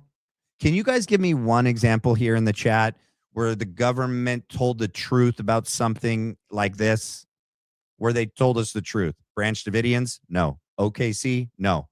The OKC bombing? No. Okay. Ted Kaczynski? No. No. Okay. JFK? No. Martin Luther King? No. Teddy Kennedy? No. 9/11? No. Pearl Harbor? No. Roswell? No. Oh my gosh. Weapons of mass destruction? No. I can't think of one example where they told the truth. COVID? No. So it seems like if the government is telling us anything, regardless if it's a Republican or a Democratic administration, they are lying flat out. They are U.S. liberty. Yes. Las Vegas. Yes. Vietnam. Yes. All lies. Lies. Building 7. Lies. Love you guys. You guys are, yeah, I said Pearl Harbor. Iran. Lie. Yeah, exactly. They haven't told the truth once. We know if they're telling us a story about something, they are lying. So yes, don't trust it. But they want us to believe that no.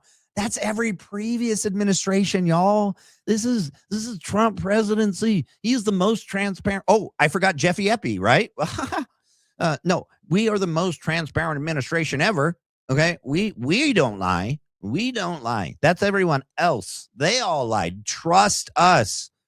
We promised you all of these things, and the moment we got in, we did not deliver. We did not deliver. So we don't trust y'all. Okay. I think going forward, we can just bet our bottom dollar like Annie that it doesn't freaking matter who's in the White House, whoever's running the show, they're all lying. So, but Frank and all of these people, Jack Posobiec, they've made their, careers, maybe not Frank, but Jack Posobiec and all of them made their careers saying, don't trust the government. Don't trust the government. And then they get in and their friends get in and they're like, trust the government. Trust the government. They're telling the truth.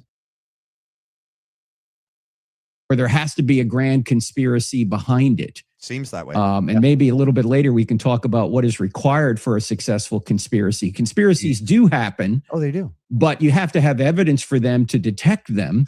And there has to be certain requirements in place in order for a conspiracy to be pulled off, none of which exist in this case. So let's just take JFK. The government has never released real physical evidence for us that has pointed to what actually happened that day. Same with 9/11.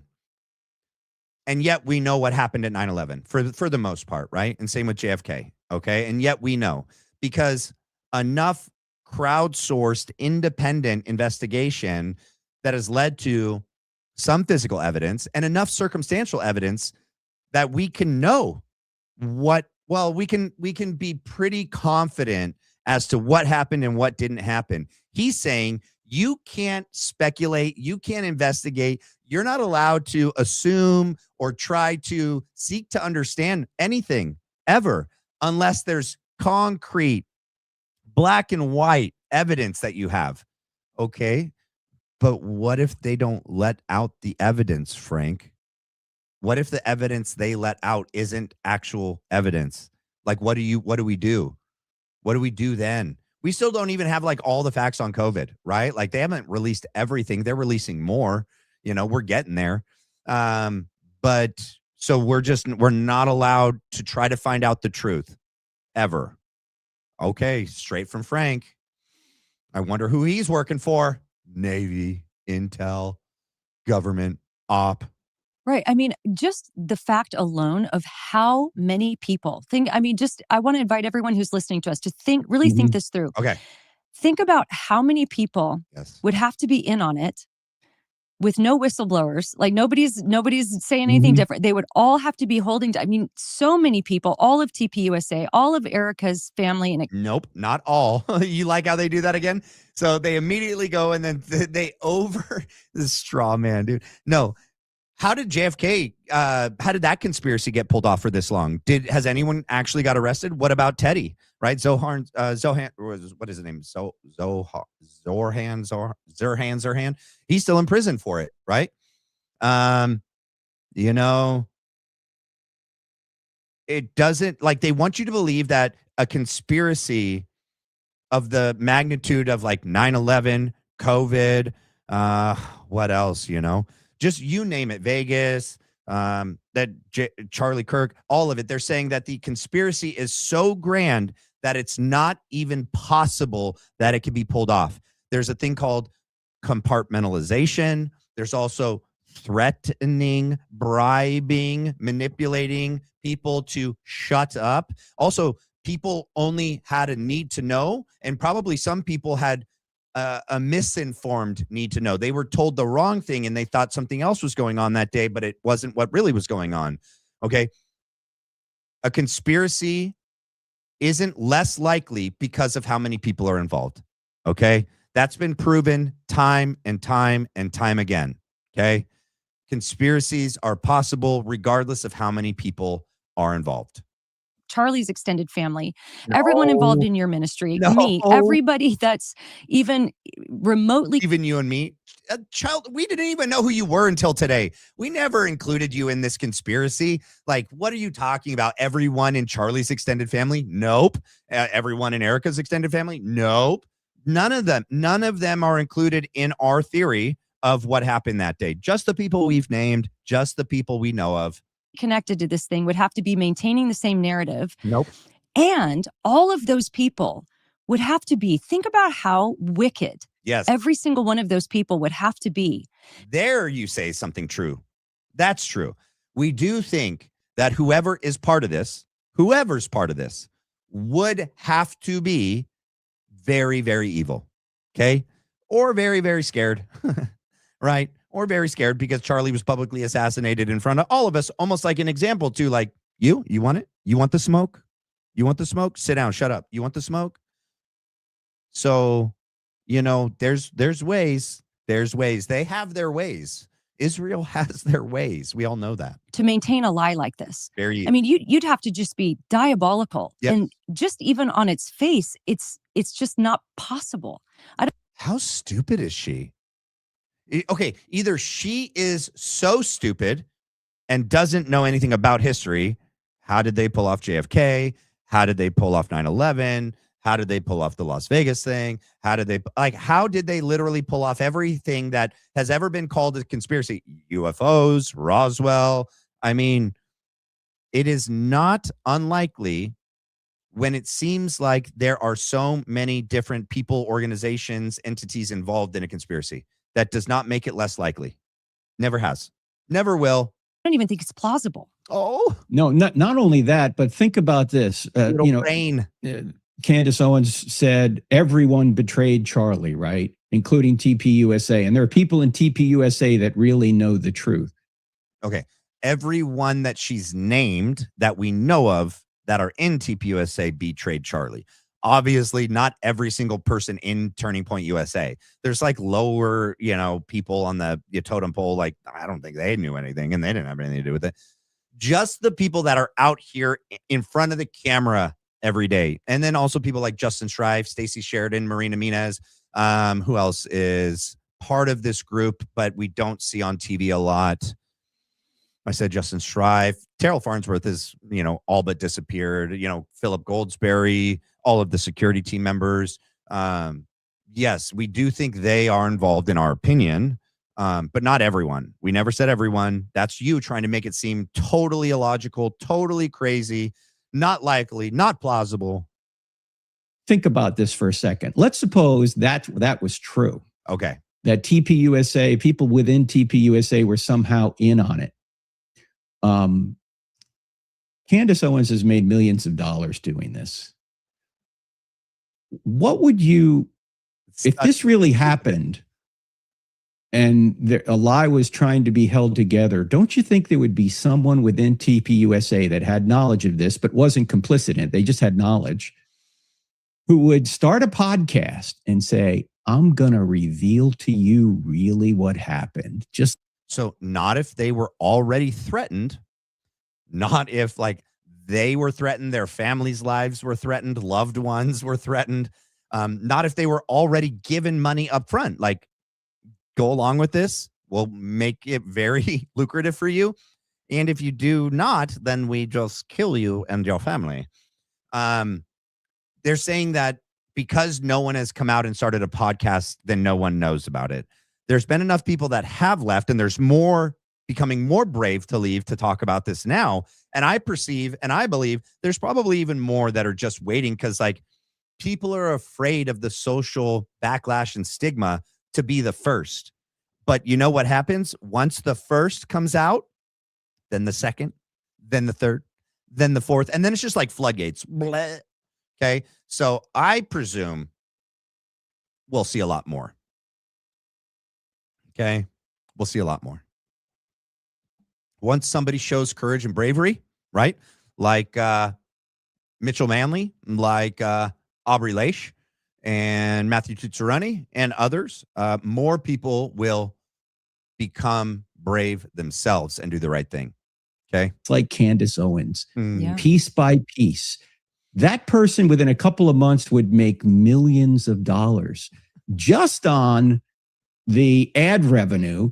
Yeah, but they would never be alive to spend any of it. Just on what YouTube would pay them if they were to leak out the entire conspiracy.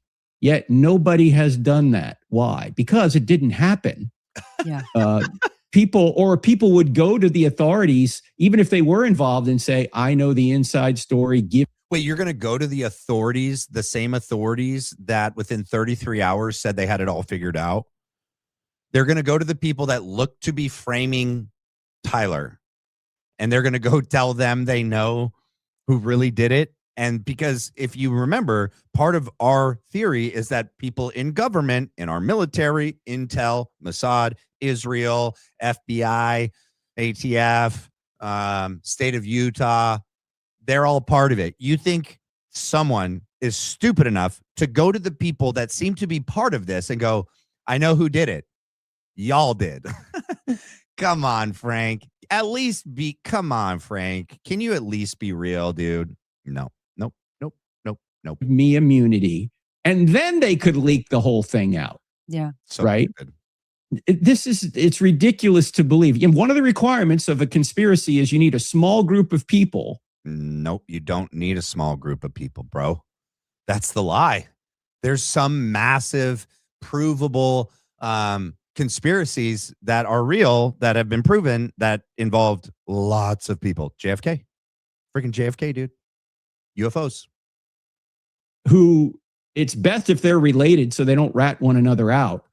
It's very difficult to. That's interesting because it does seem that like the LDS mafia and like Daryl Farnsworth and Tyler Boyer and Erika Kirk and everyone does seem to have long lasting family familial ties to one another.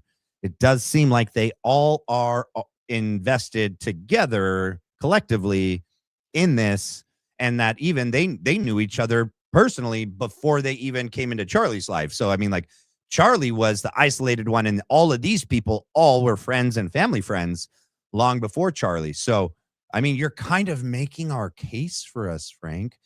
Keep talking. Hold a conspiracy together that involves the Egyptian government, the Israeli government, the U.S. government, It could. TPUSA, All of the Erika, attorneys, me, yeah. you, We didn't ever said all of the attorneys. it's bizarre to Yeah. even suggest that. Yeah. So I watched a good bit of the pretrial hearing, and I watched it it all. is so obvious that all of the evidence is pointing toward Tyler Robinson. He confessed on more than one occasion.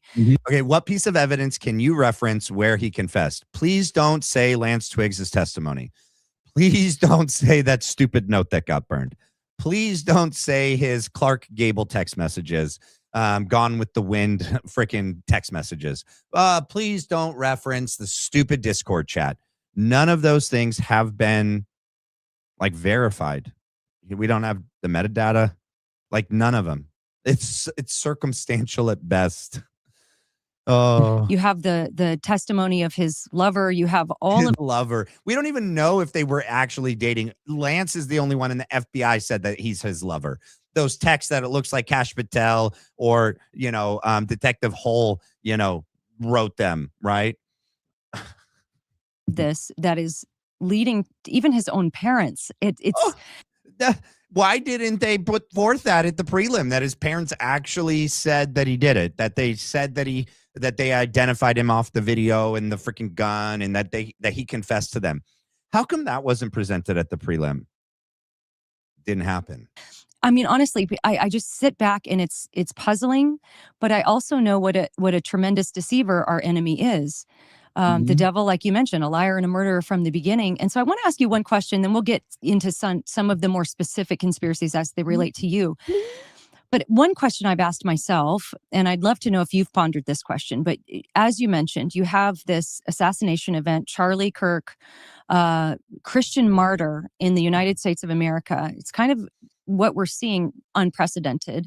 Then at his memorial, the gospel is preached, as you mentioned, to more people at one time throughout the world than ever before. Manipulating us and hijacking our faith. Yeah, for sure.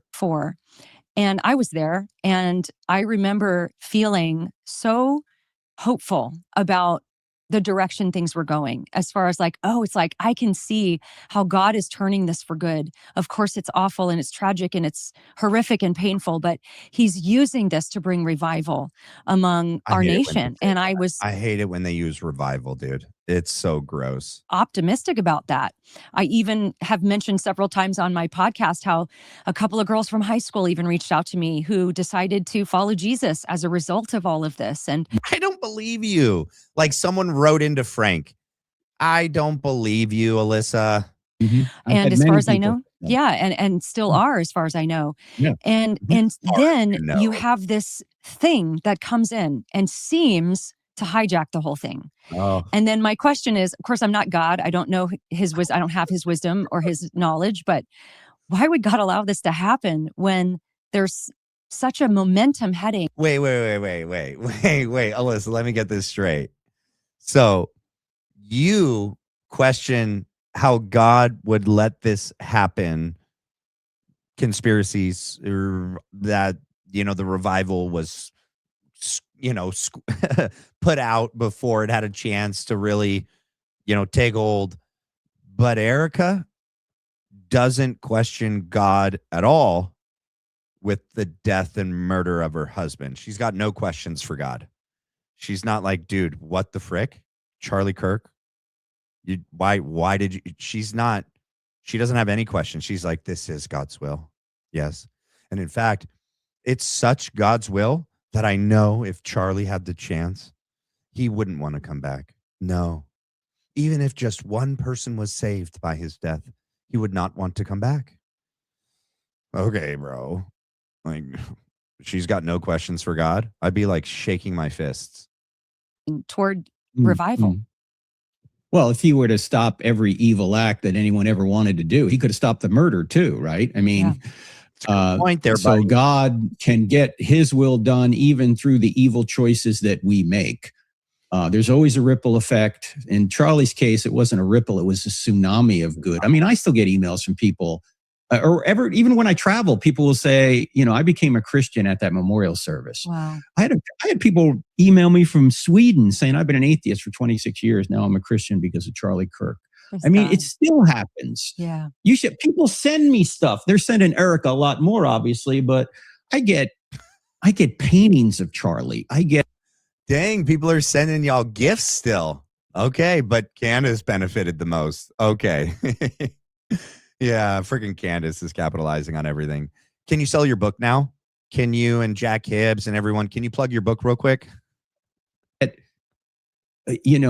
People sending me books about Charlie. People, I mean, his life affected so many people. And even in his death, he's affecting so many people.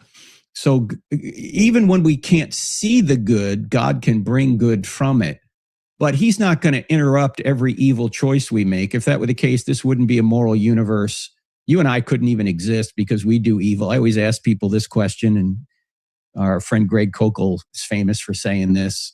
If God were to stop evil at midnight tonight, would you still be alive at 12:01? Right. My answer is no, because we all do evil every day to a certain extent. I'm not. You sure do. I'm certainly not following Jesus 100%. So God can still bring good from evil, but that doesn't mean we don't fight evil. We should fight evil. We should call evil out, and that's what we're trying to do right now on this podcast. That a great evil occurred, and now more people are piling on with more evil, and we need to speak out against it to protect people who are being deceived by it. Amen. And I want to go ahead and turn now to the specific claims that Candace Owens has made against you personally. And I want to be clear, this isn't about, clearing Frank Turek's name or something along those lines. It has to do with speaking truth and standing up for what's real. And you are in the unique position to be able to refute these claims because you were there and they're being made about you, which, when... So it is about clearing his name because they're being made about him. So, I mean, is it a little bit about clearing his name? Can you be a little bit honest? People believe lies, that's going to impact what they're going to believe about other parts of your message and the message of the gospel. So this is important stuff. But let's start with the Wait, did she just equate Frank's message with the message of the gospel? Gross. I need a barf bag where I don't have one. I'll try to hold it back. Phone. So the claim is that, so apparently when you were first, I remember when this all happened, and then you were sort of going on different shows and you were sharing the story of what had happened. And I'm sure a lot of people have heard bits and pieces of that already. And feel free to share any of that as you work through some of these things. But you had mentioned to Megyn Kelly that you were on FaceTime with I believe it was your son and your daughter-in-law at the time of the shooting. And actually, when you see the video from a certain angle, you can actually see that you've got your phone like this and you're on FaceTime. You cannot see that he's on FaceTime. I can't pull up the video because it's like right before the Big Bang.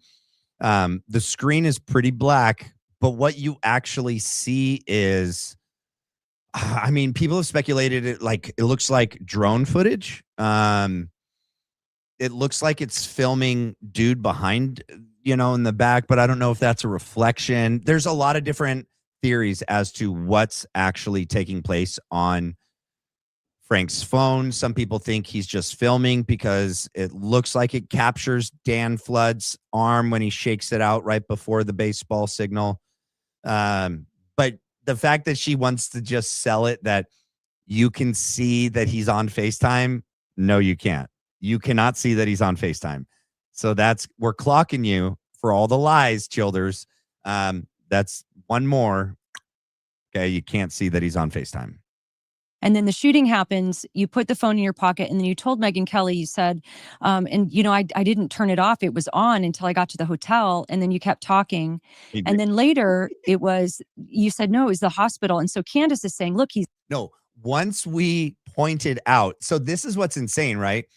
He kept that story. He kept the story and he told it multiple times the same way.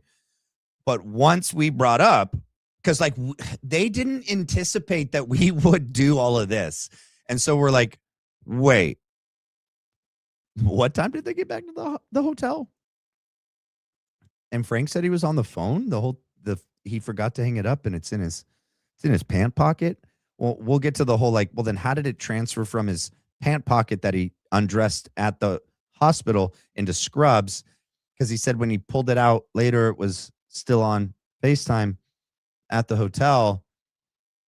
You don't see, that's the other thing though. Like, you don't misremember big parts of this. Like, I think you're going to remember the day when you are in the hospital and like if you pulled the phone out and you're talking to your son in the hospital, because then all the context of the phone call is going to be in the hospital.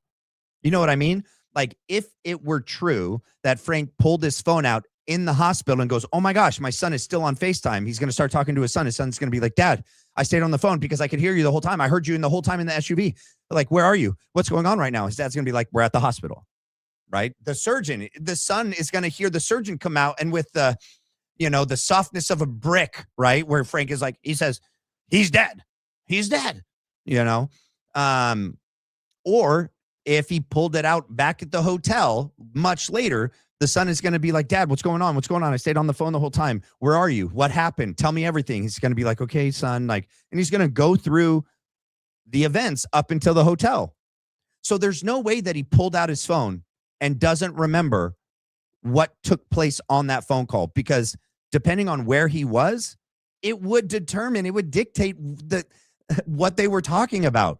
If they're in the hospital, it's going to kind of mentally stamp that, because the son's going to ask questions about where they're at. He's going to be like, we're in the hospital.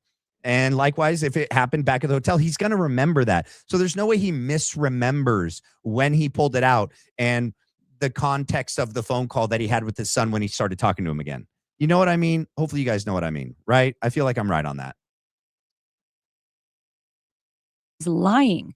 He's not telling the truth. The story keeps changing, True. which, he is lying. First of all, I'm going to let you say, your piece here, but people, have you never misspoken? I told you, Frank, before we went on the air, my head gets ahead of my words sometimes, and I'll go back and listen to a podcast. I'm like, oh, I said the wrong word there. I didn't mean to say that. Every human being does that now, especially compounded by having just been through a traumatic event. So maybe explain in your own words what had happened. And wait, didn't Frank earlier just say, no, it's not PTSD. That's not why. Now she's like, no, it's because it's a traumatic event. Yeah, but sweetheart, you don't forget key parts of the day, where he was, who he was talking to, what he was doing. You're not going to misremember those things. Like, he probably doesn't remember what he ate. He probably doesn't remember, I don't know, like something trivial. But like these big parts of like that day, he's going to remember where he was when he pulled out his phone and started talking to his son again. These people, bro. These people. And then, of course, Candace is just looking for every little nitpicky detail to blow into this huge, massitive thing that otherwise shouldn't be. We're looking for lies. No, we're not going to listen to your little... /Elisa. Yeah, I was on Megyn Kelly. I don't know how many days after the murder, but it was within a week or two. Sure was. And I was telling Megyn what had happened. When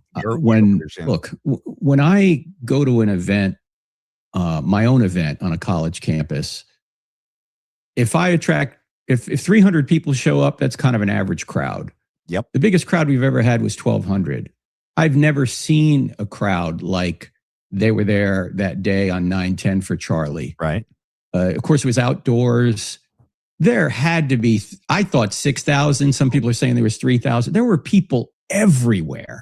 And they weren't even coming to hear a speech.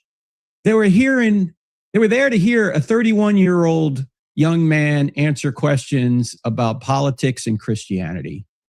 And I was just amazed by it. It was like a Trump rally, but better in terms of enthusiasm. I mean, people were just all around us. Mm-hmm. And I felt, coming in there, I literally said to Charlie when we got, that's another thing, drone footage. We can talk about that in a minute. But we had overhead footage. I said to Charlie, Now he calls it overhead footage. Look at them, dude. Look at that. So what's interesting, okay, we'll get to it. Now he just says it's overhead footage. Now we're 10 months later. Now he's deciding it's actually overhead footage. like this place. There's too many buildings. Too many buildings. And he just kind of shrugged it off because he was brave and he wanted to reach people. And you have to a certain extent, expose yourself to people if you're going to love them. You can't wall yourself off completely. And the chief, the police said they had the roofs and all this. And so. No, they didn't. No, they freaking didn't. So this is what I mean, dude. He and Alyssa or Elisa, whatever her freaking name is, should know exactly all the facts. All right.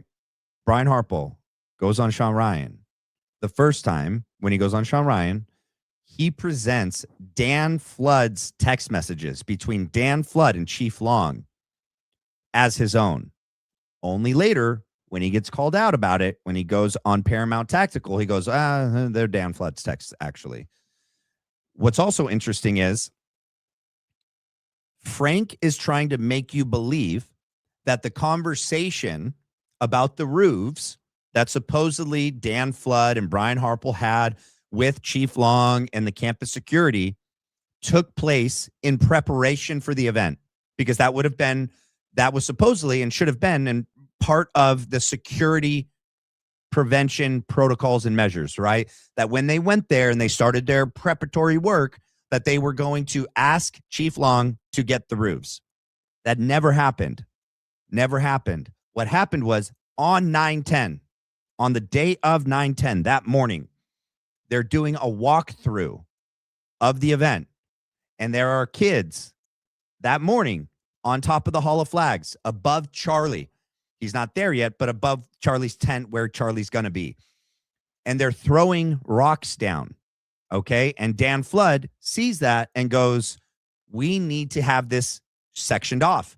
So he texts Chief Long that morning and says, we need to get this part of this roof, the Hall of Flags behind Charlie, sectioned off, and or let me and somebody from our team to be up there, or can you put someone up there? And Chief Long says, I got you covered. Only about that one roof that morning. Okay. And Chief Long does everything. He puts caution tape up on two ends far enough away that no one can be near above Charlie. He designates it a temporary criminal trespass zone, so no one can go in there. And then he allows one security team member from Brian Harple's security team to be up there, and he puts one cop up there. And we know that it's Officer Bagley, okay, the guy that was on the stand the first day of the preliminary hearing. Literally, Chief Long gave them everything they asked for. What's insane is after Butler, PA, Dan Flood and Brian Harple, when they go, I don't know, on the 25th, ahead of Charlie to look at the event, to see it in person, to determine possible threats, any possible shooting locations, they did not tell Chief Long, they did not bring up one roof. After Butler, they go and they look at this outdoor event, and there is a grip of roofs and potential shooting positions. They did not incorporate that in their security assessment at all. They didn't ask for anything then. It was the morning of the 10th when kids are throwing rocks down on top of Charlie's little tent there that they're like, oh, that's a problem. Rocks are a problem. Can we get this blocked off? You're telling me that's not dropping the ball? The security team didn't drop the ball when they went there in advance and saw all of the roofs and were like, oh, we don't need a Butler 2.0. We don't need to happen here what happened to Trump. We need all of these roofs covered, okay? Nope. They got there, they saw all the roofs, and they're like, yeah, I think we're good. Freaking heck, bro. So, okay, we're fine. Let's go. That's not what happened. So the enthusiasm was so great that I just wanted to show my wife, Stephanie. So I texted her, and she happened to be she was back in Phoenix. We're, of course, in Utah, and her mother lives in Phoenix and her sister. So I texted them. I mean, I FaceTimed them really quickly, and I said, hey, look at this. Look at the crowd here. And I said, let me call Spencer, because Spencer's our middle son, who's a big Charlie fan. I said, let me call Spencer and show him this. And of course, his wife, Caroline, is there too. So after I'm on with just a minute with Stephanie, I FaceTime Spencer and Caroline. And so it's maybe the second question. It's not the second question because what was the first kid's name that got up to ask questions? The second questioner, the final questioner, is Hunter Kozak. I forget the first kid's name. He's LDS, and he was up there for a while, like 15 minutes or something, 10 to 15 minutes. He's up there. Gosh, what's his name? I can't remember his name. He's got like tan skin, black hair, glasses. He goes back and forth with Charlie for a while. Many questions, many back and forth volleys between him and Charlie. So it wasn't even the third question. It wasn't even the fourth question, right? It was a totally different person that got up there when it was about to be the Big Bang. It was Hunter Kozak. And they exchange a couple back and forths, multiple questions, right? Because he goes like, okay, I hear you, da-da-da-da. Do you know how many shooters, da-da-da? And he goes like, counting or not counting gang violence. And then, bang, right? So it's not, Frank can't even remember the sequence of events, how many people were up before Hunter Kozak was up, how many questions were asked in total. He goes, yeah, I get on the phone. And it was the second question from the time I get on the phone. His phone was out the whole time, bro, after the throwing of the hats. These guys are just so bad at this, man. That's when Charlie was shot, the second question. And so I'm just standing maybe 25 feet off his right elbow. He's under the tent. I'm just outside the tent. Yep. And that's when the shot rings out. What's crazy is he didn't even have his phone like that either. Okay. His phone was like this. It was vertical. He can't even redo that the right way. And so I didn't know I said this, but Caroline told me later, the first thing you said was, no. And so I'm looking and I kind of duck because I think, oh, maybe there's more shots coming as I'm heading toward Charlie. And I just put the phone in my back pocket. Sure did. We saw it. But his security team are on him already. So I just run with them to the SUV. And so I tell Megyn, I said, I put the phone in my back pocket. I did not hang up. I didn't even think about hanging up. I'm concerned about Charlie at that point. And so they hear the entire ride, to the hospital. So we do need to subpoena. Okay.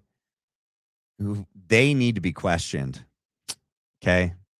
So either he was never on the phone the entire time, right? Because he wants to have an alibi for in the car.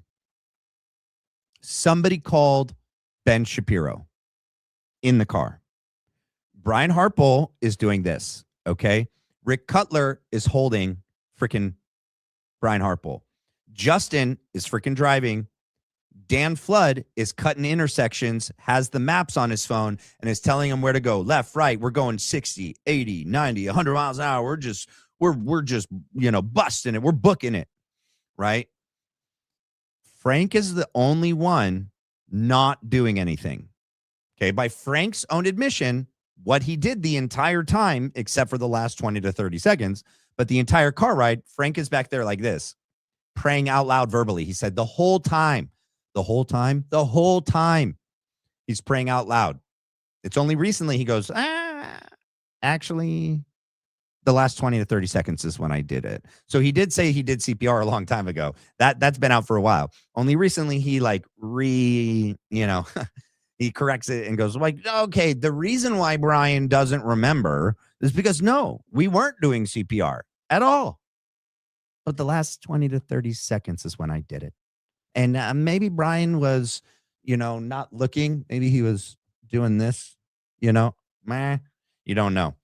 I think Frank was on the phone with somebody, but it wasn't his son. Okay. And let's say it was his son. Then we need to question him. What did you hear, bro? What did you hear go on in that car? Were they like, no, shove the bullet in there. Okay, put the gloves on first. You can't get your DNA and fingerprints on the bullet fragment. We got to just shove it in there. I don't know. Was there a struggle? Did Charlie wake up at all? Because they constantly tell us like he was dead on impact. Okay. They want us to believe that Charlie was dead the moment he hit the ground. And I find that interesting. They stress that over and over and over and over and over again, that there was no chance. They even tell a story that the surgeon was like, even if he got shot in here, in the ER, he wouldn't have survived. He was dead the moment he was struck with the round. So there's so much that we don't know about that car ride. And if the son was on the phone, we need to ask him. And somebody needs to freaking get that guy, I don't know, subpoenaed or something. Everything. They can't see anything because it's in my back pocket.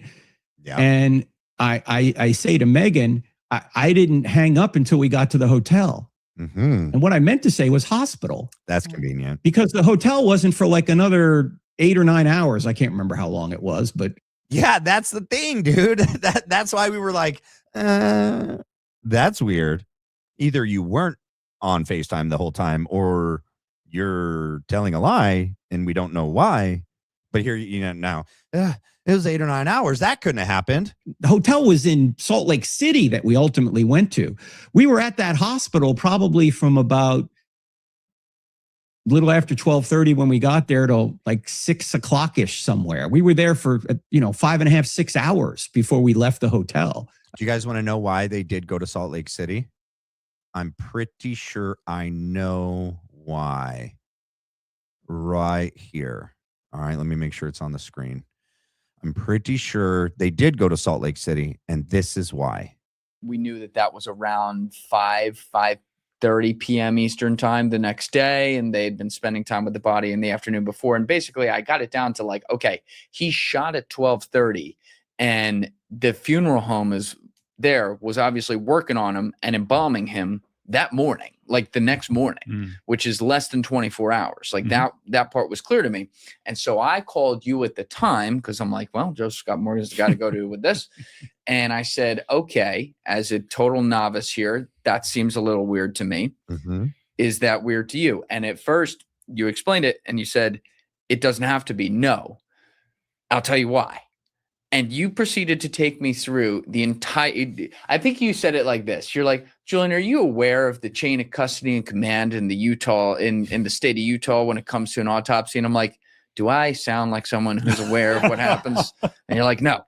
And you then explained to me, gave me a play-by-play like Al fucking Michaels in his heyday as to where the body goes, what office it goes to, who's in the room, you had some people by name, I think, at the time. They're supposed to be in the room, how long an autopsy like that could or would take, what time they'd be working on him. So if you don't mind, let's just start there. Can you re-walk everyone else who wasn't on that phone call that's listening right now through what that process is supposed to be specifically in Utah for the body once it's determined he is dead?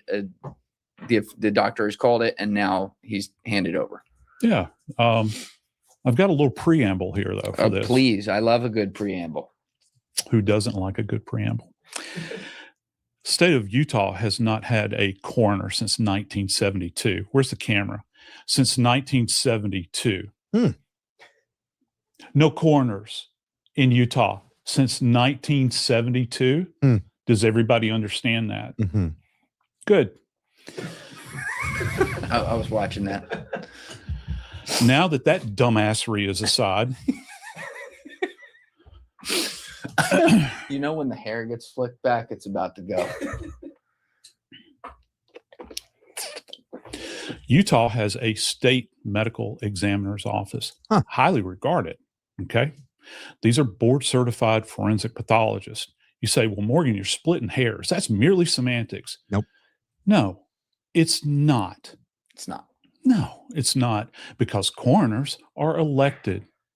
Medical examiners are appointed. In a lot of states, you don't even have to be a physician to be a coroner. Matter of fact, there are some states where all you need is a GED. Okay? That's not reassuring. No, it's not. And we could do an entire episode on the coroner system. Okay. But I digress. They haven't had coroners in a long, long time. Okay.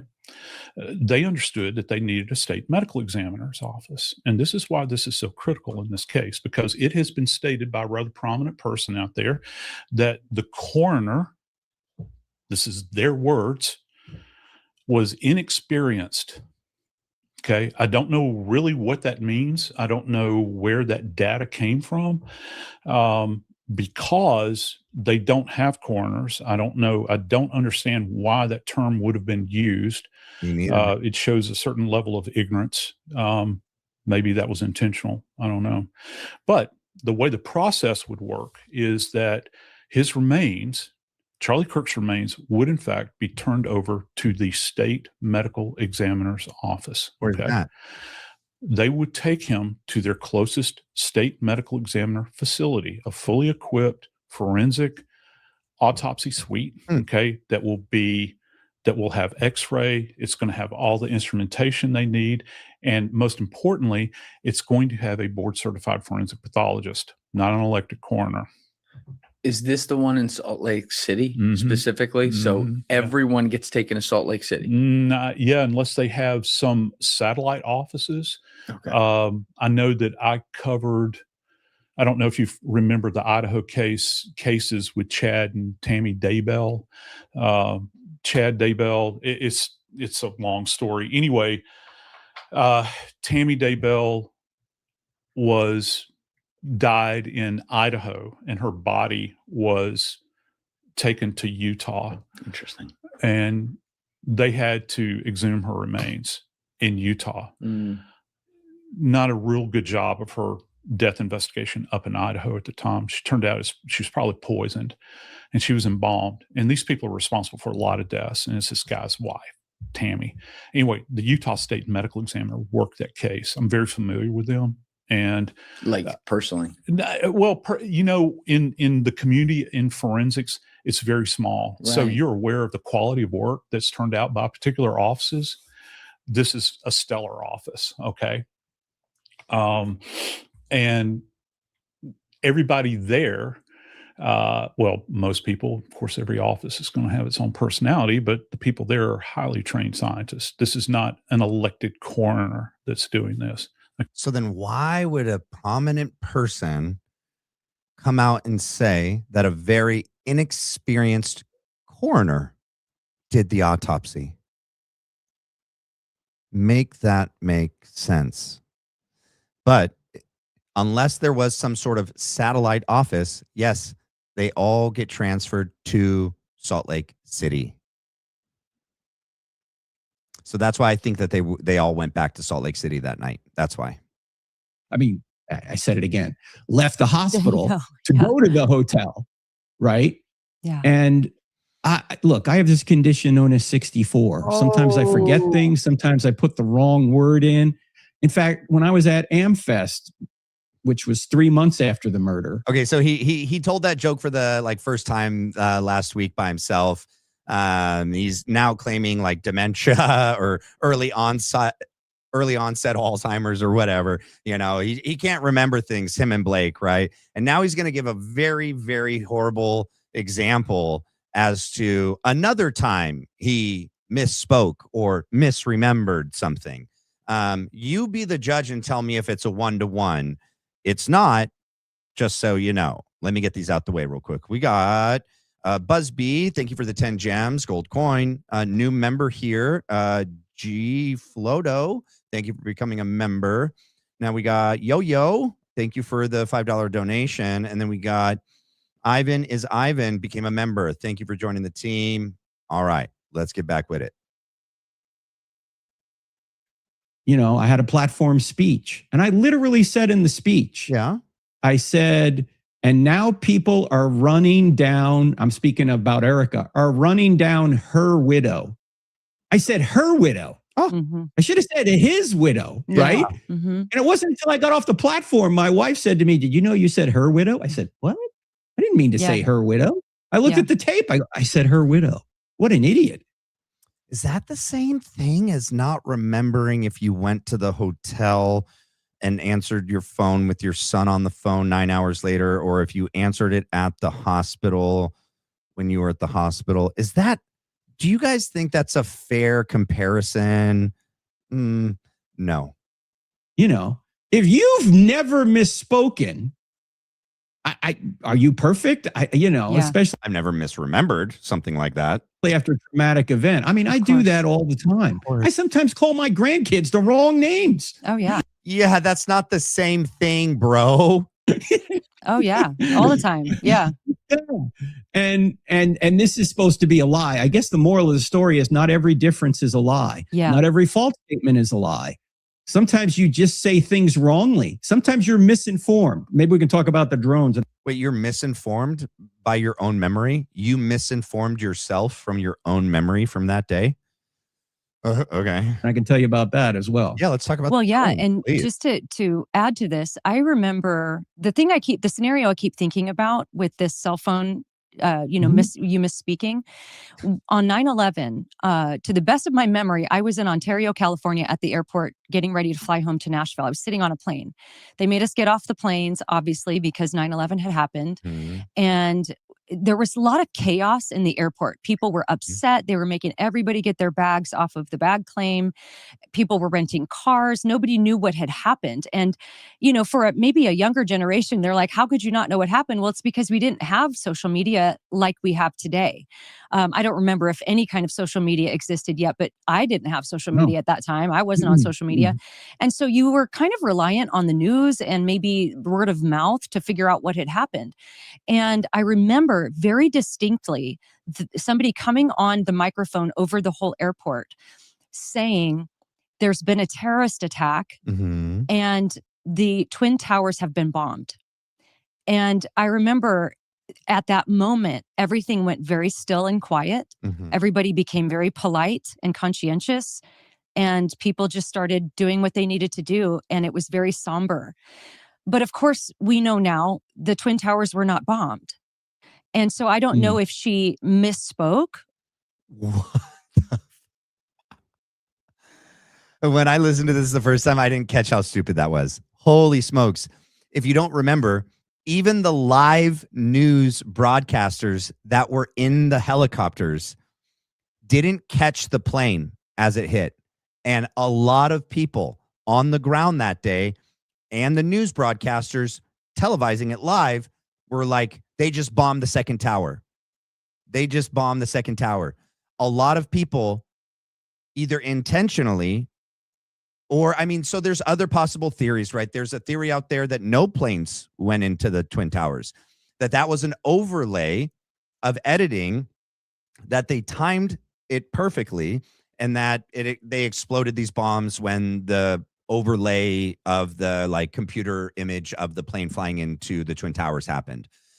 However, then there's other videos from that day of people on the ground and other places from different vantage points in other buildings that capture the planes. But the point is that this lady, it's not that she misspoke, it's that she was reporting live.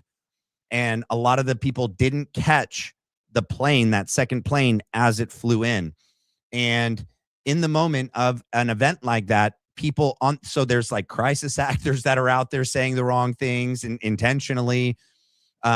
News media outlets like the BBC that reported that Tower 7 had been that had fallen when Tower 7 was literally still behind them in the picture.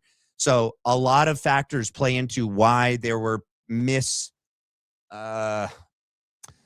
accounts, improper accounts, incorrect accounts of what happened that day. That's not the same example as Frank misremembering about when he got to where he got and when he picked up the phone. Such a freaking bad example. Or if maybe she heard they blew up and maybe just assumed it was a bomb and she said that, but it was inaccurate information, but that doesn't mean she was lying. And that's the nature of how information works. You can actually misspeak as a part of a human error. You can, there's lots of different reasons, but it doesn't mean that somebody's lying or covering up for something. But that's also, those people did that live. That's not after we knew what happened, they're asked about their personal experience that day, and they totally tell an incorrect story about where they were, what they were doing, and when. It's different, Alyssa. You're so dishonest. It's unreal. And like I said before, especially after such a traumatic event. So it just seems ridiculous to me that somebody would magnify that one time of misspeaking into like, oh, well, you must be a part of this huge conspiracy. It's not one time. He's done it multiple times. So we have, when did he pick up the phone? Incorrect, right? Did he do CPR in the SUV? Incorrect. Was it drone footage? Was it not drone footage? Incorrect. Frank is told lots of incorrect statements about that day. Okay. Many. That's just 3 that I mentioned. That's covering up and all of these other things that are going on. It's not rational. It's just not rational. It's not only that, but it's irrelevant. It's an irrelevant detail. It is.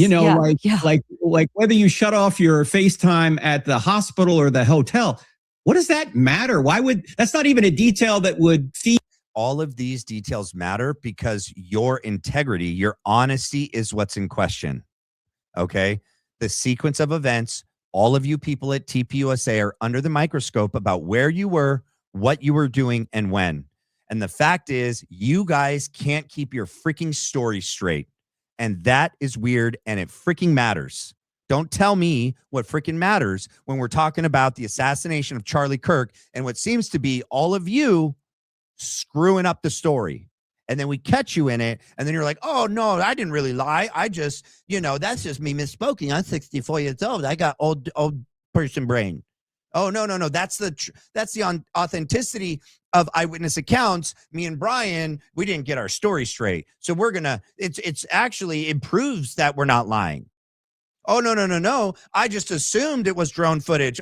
Now I find out it may be possibly, I think perhaps it was just, above footage. Into the conspiracy theory one way or the other, right? Exactly. It's just an excuse to magnify something and then cast suspicion on everything else. That's ultimately what that tactic is. Oh, so and then in a similar sense, it was the drone footage. So you had said something along the lines of there was no. In an identical sense, we have another example. Let's talk about it. But remember when they started, this isn't about clearing Frank's name. The whole point in this is not about clearing Frank's name. It seems like they're trying to clear Frank's name. Okay, just remembering what they said in the beginning, what the whole purpose of the show was, it's to combat the lies with truth, not to clear Frank's name. You're spending a lot of time clearing Frank's name. Drone footage, you got to see the size of the crowd. And then one of the security team leader had said, well, maybe I'll let you say it because I don't want to get it inaccurate, but maybe that there wasn't drones or maybe there was. I'm not even still sure what that whole thing's about. Well, that's what's so freaking weird. Alyssa, you're not going to do your homework. You're not going to watch the Brian Harpole interview. You're not going to find out everything about that event to make you the most informed podcaster because you're having Frank on and you're offering your own opinion as fact, like you know something. And then you go on to almost say it for him, but then you go, well, I don't actually know that much. Maybe I shouldn't say anything. What are you doing, person? What are you doing? Brian Harpole came out after. So here's the thing. Frank gets on Megyn Kelly's show immediately. They all hit the rounds. They're all going on shows, saying about what happened that day.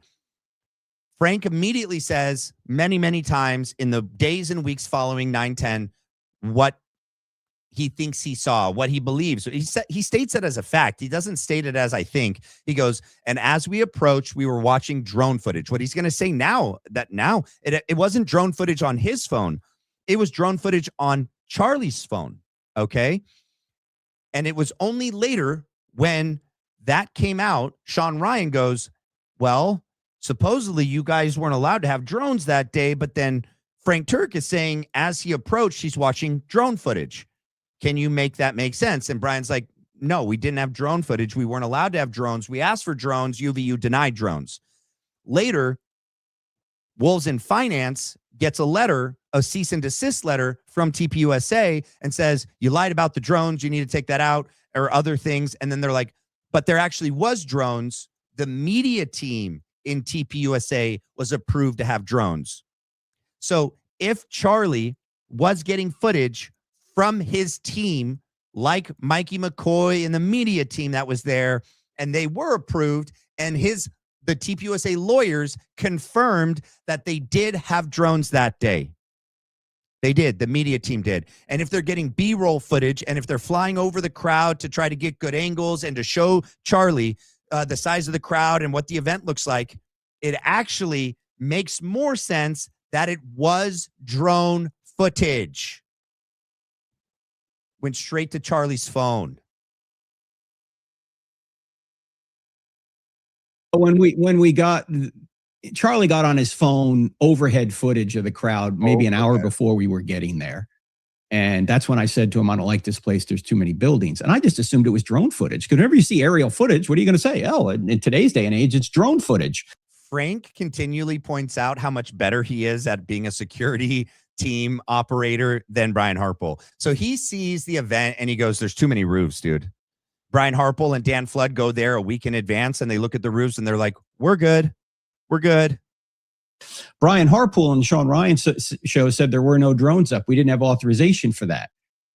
The security team didn't, but the media team did. So he said there were no drones up. So, okay, now he would say, Candace originally said, well, one of these two people is lying, right? And now it turns out you both were lying. Either Frank's lying or Brian Harpel's lying. Both. And she originally said, well, Frank's a military man. He wouldn't lie. About that, not about everything, that she doesn't think you would lie about knowing if it was drone footage, aerial footage, above footage, and that because Brian Harpel hadn't even spoken yet, you were the first person to speak.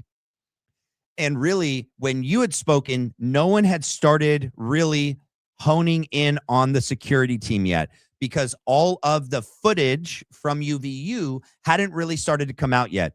The UVU review hadn't come out yet, their video. And it's that video that really pointed at the security team as looking sus. And that was why Brian Harpel needed to go on Sean Ryan to try to clear his name. All right. So that's why when Candace said she didn't think you were lying when you said that early on, it's because you're the first to speak. And you didn't know whether or not you should be saying if there was or wasn't drone footage. It's only once Brian goes on Sean Ryan and realized that we all bring up, like, why the frick did they not use drone footage to secure the event for the security? That shows like negligence on Integrity Security Solutions. So Brian had to get out there and be like, there was no drones. Only to find out like months later, there was drones, but only Mikey McCoy and the media team had approval for drones. Gosh, bro. So she sided with me on that, right? But what turned out was, in retrospect, there was a building above us. Like, to come to where the murder took place, you had to go under an opening, like a breezeway, and the tent was set up right there and opened up to the amphitheater. A hall of flags. And above us was like one of those enclosed walkways kind of thing. And on top of it, you could walk on the top as well. Like a catwalk. And so there were protesters up there that the police were supposed to move off so they couldn't throw stuff down on Charlie. Which happened that morning. They weren't concerned about roofs at all until that morning.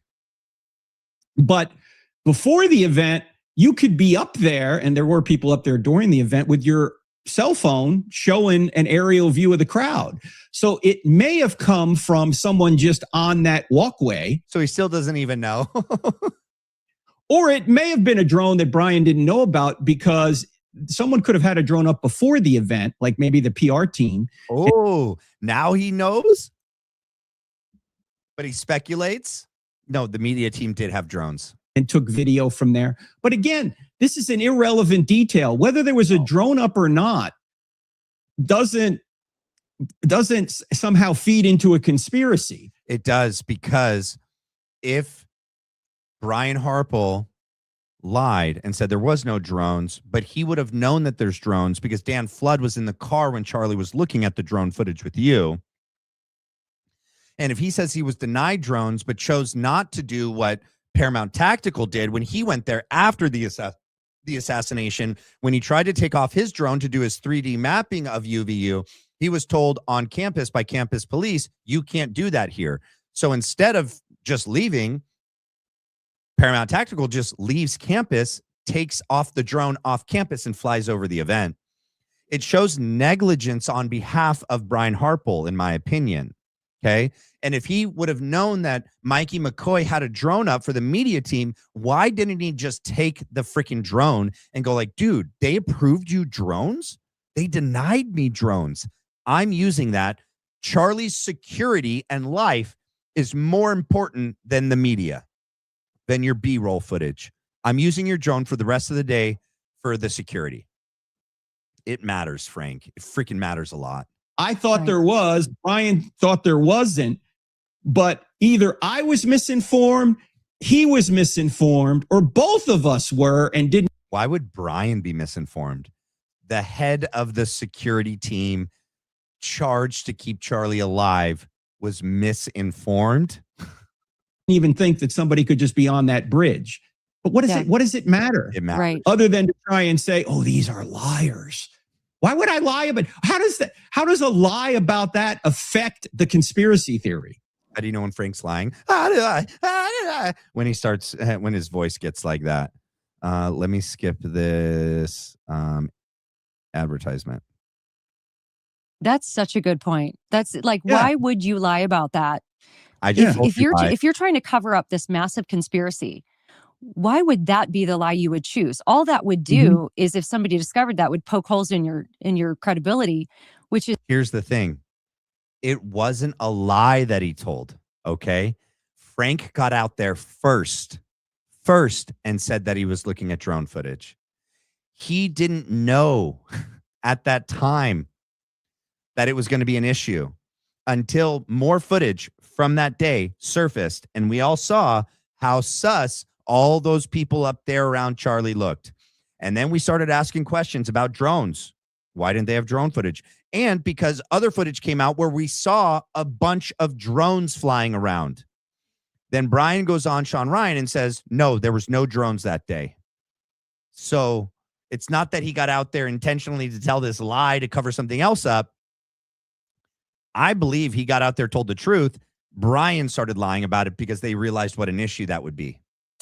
Yeah. And then that points to them trying to cover up their negligence and anything else that they did that day or should have done that day, but didn't do it. It's ridiculous. And I think it's perfectly natural to assume an aerial shot like that was a drone. I mean, we're in an age of drones. That makes perfect sense to think, oh, that was drone footage.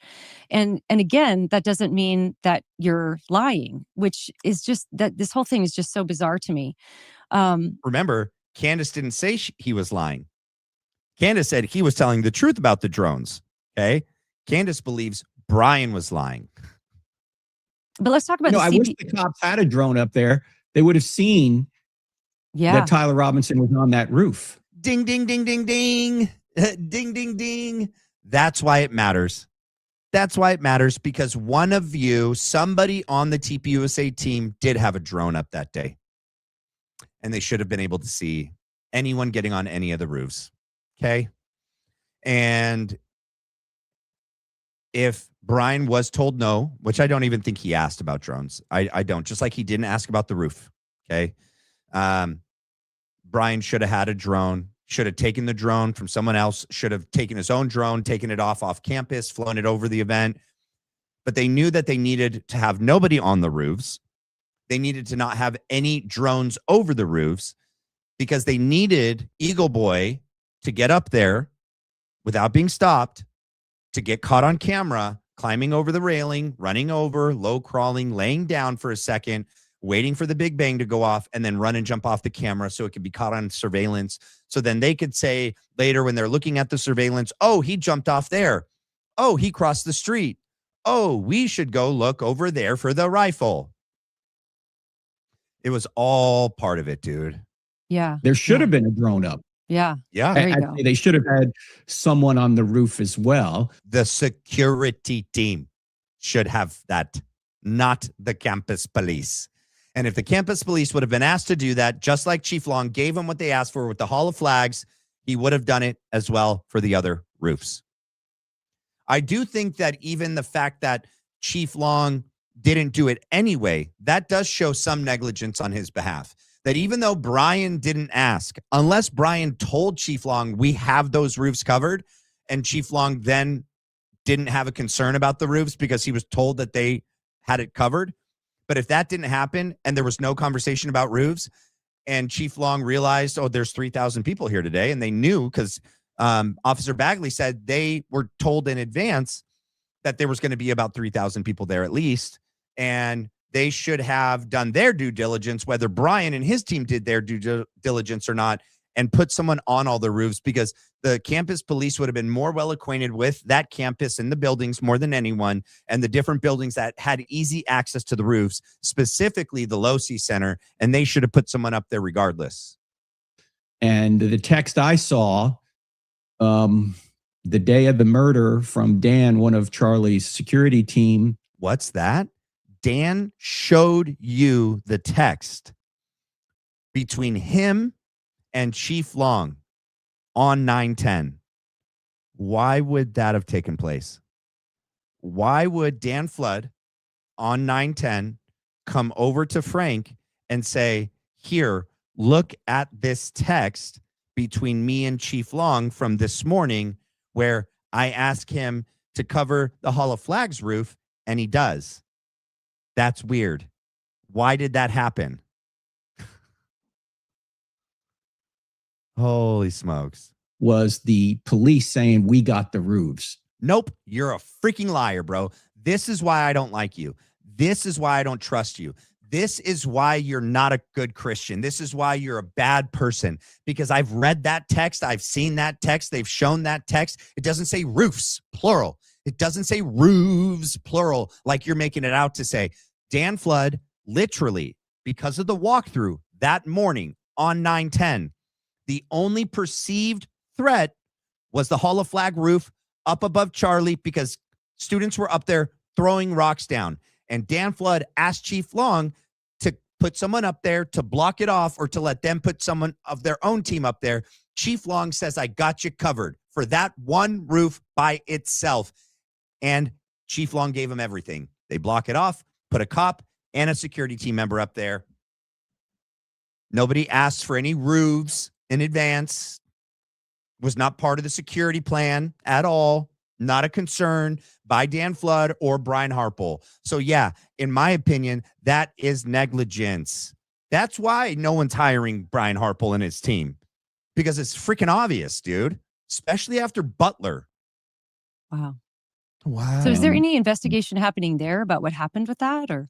Yes, there is. It's about to be released. I don't know if it's been released yet, but in talking to folks there at TPUSA who are following this, they said, yes, there's been an investigation, and at any point that investigation is going to be released. It's being done by the university itself. Huh. And we'll see what happens when it comes out. Huh. But I won't pass comment on it until I see it. But I'd be concerned about that report to see if it's really honest. Okay, so he goes, gosh, this double speak is insane. So now we know something we didn't know before. I don't even know if Candace knows this yet. This just came out, you guys. Today. This aired today.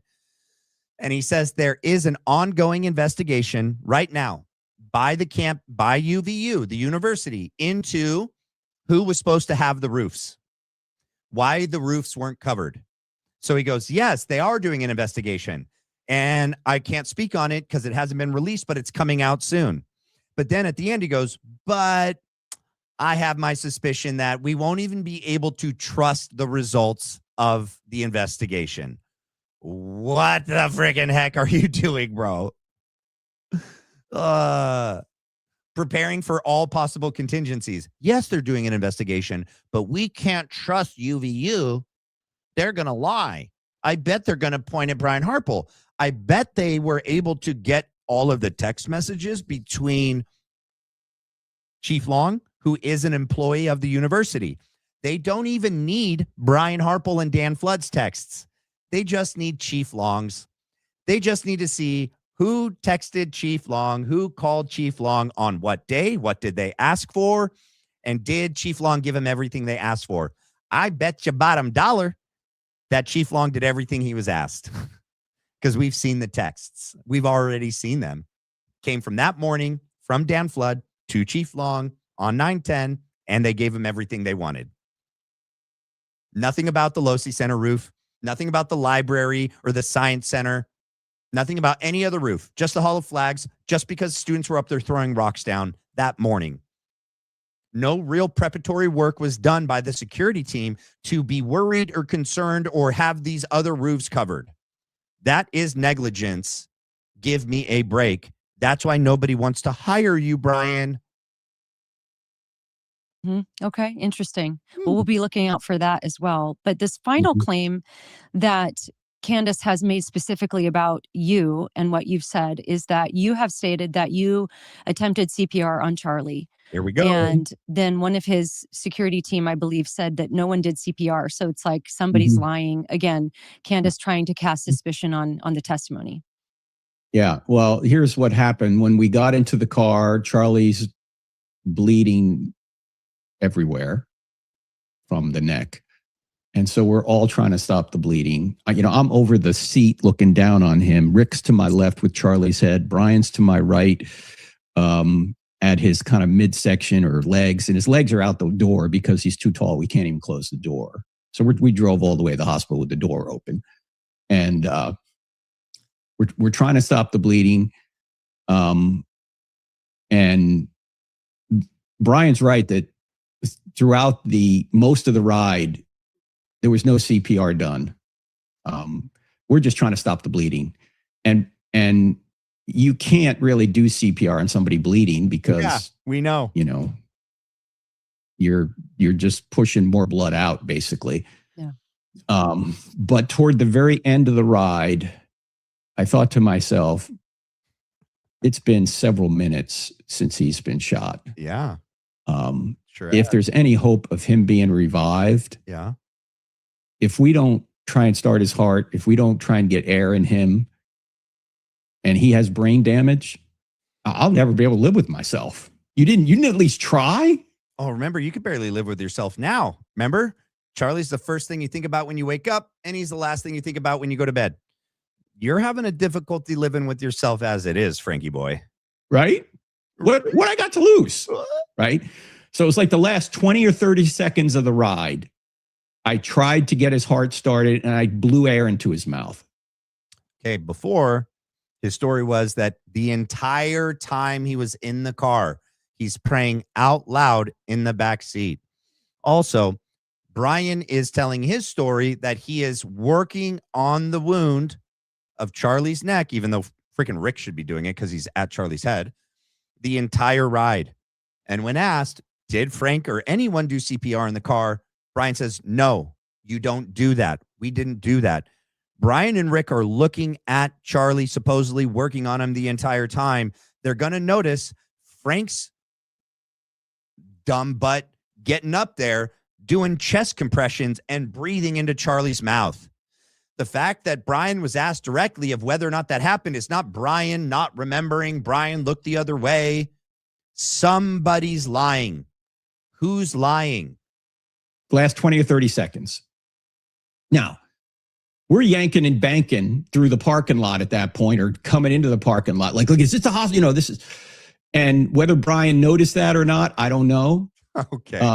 Maybe just forgot about it. Maybe, it was such a short attempt. Brian said on Sean Ryan's show that Charlie had doll eyes.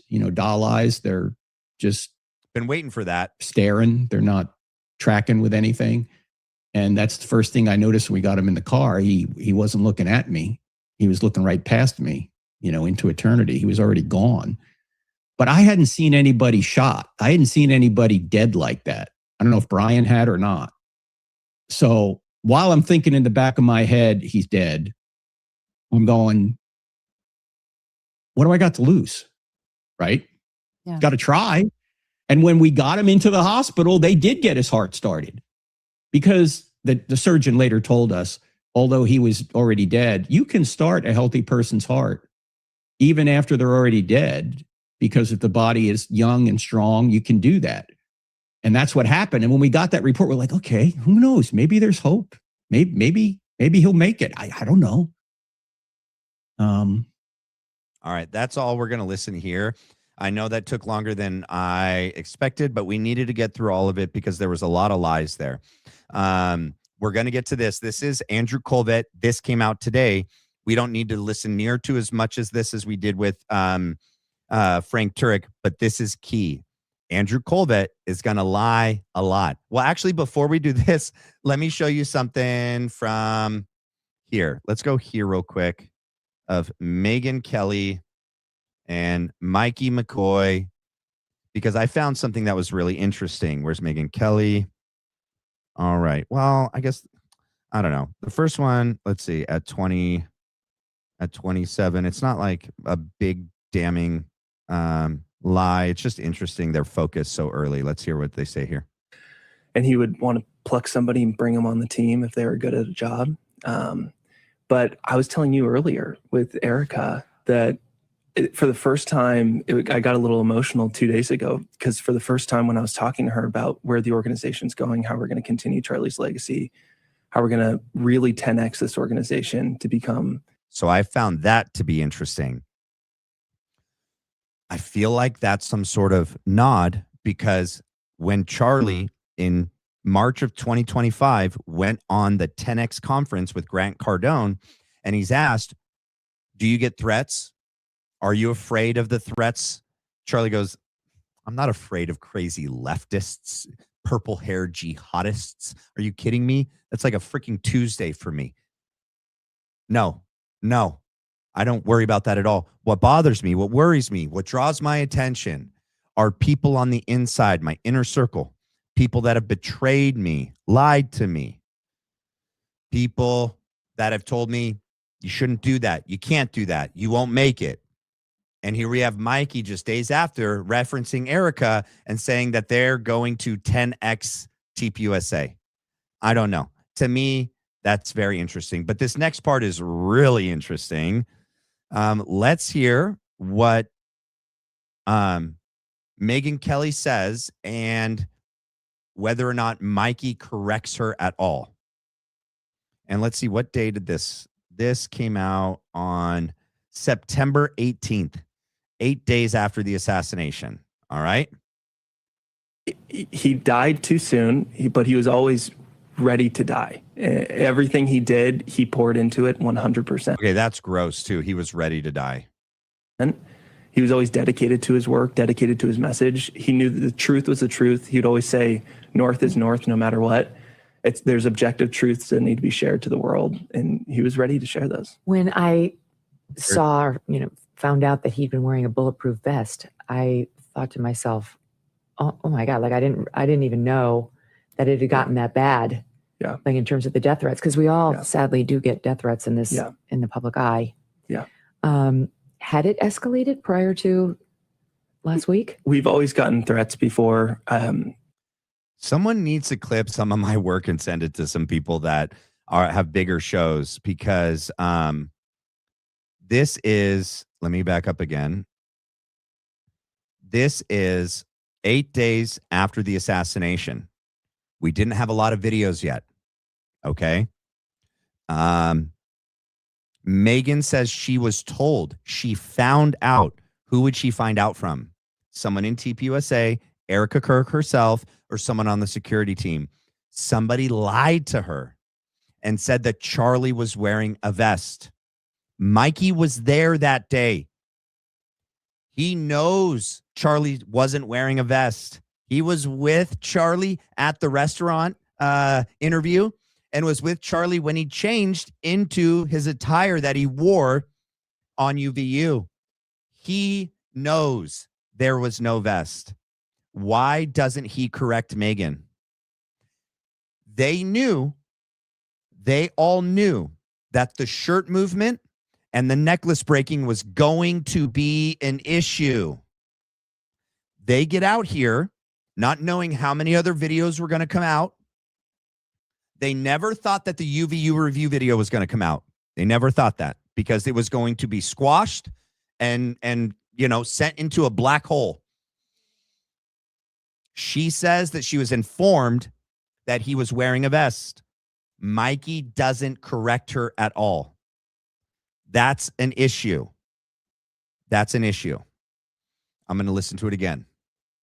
I always say north is north no matter what. There's objective truths that need to be shared to the world, and he was ready to share those. When I saw, found out that he'd been wearing a bulletproof vest, I thought to myself, oh my God, like I didn't even know that it had gotten that bad. Yeah. Like in terms of the death threats, because we all sadly do get death threats in this, in the public eye. Yeah. Had it escalated prior to last week? We've always gotten threats before. Nobody's ever really acted on them like in this way, but we have received stuff in the past. It's so sick, right? Insane. He goes, yep. Doesn't correct her.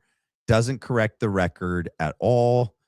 What the actual heck? They're trying to get ahead of the issues. That's the other thing that makes them suspicious this whole time.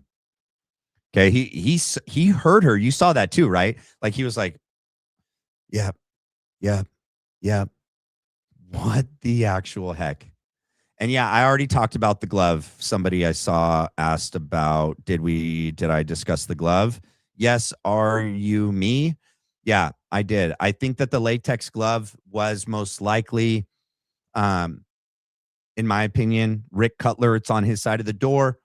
He put it on and maybe possibly, in my opinion, shoved a fired round, a jacket, right? Not so the actual round that's already been fired, and they put it inside of Charlie's neck. Because remember, early on, they said they found the bullet just beneath the skin.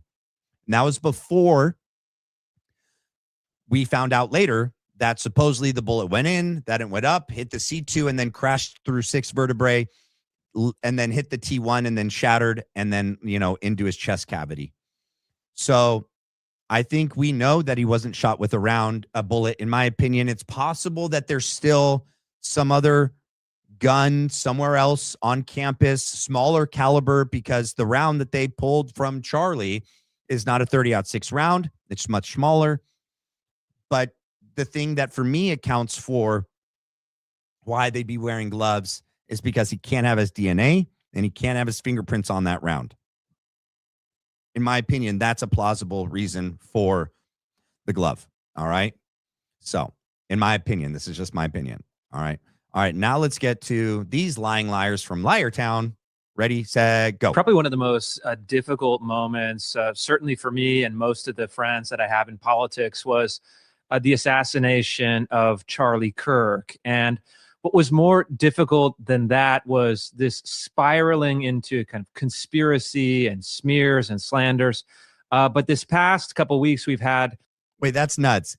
He goes, one of the most difficult things in the, like, however long he said, whatever the statement, he goes, was the assassination. But then he goes, what's worse? What's worse is the conspiracies.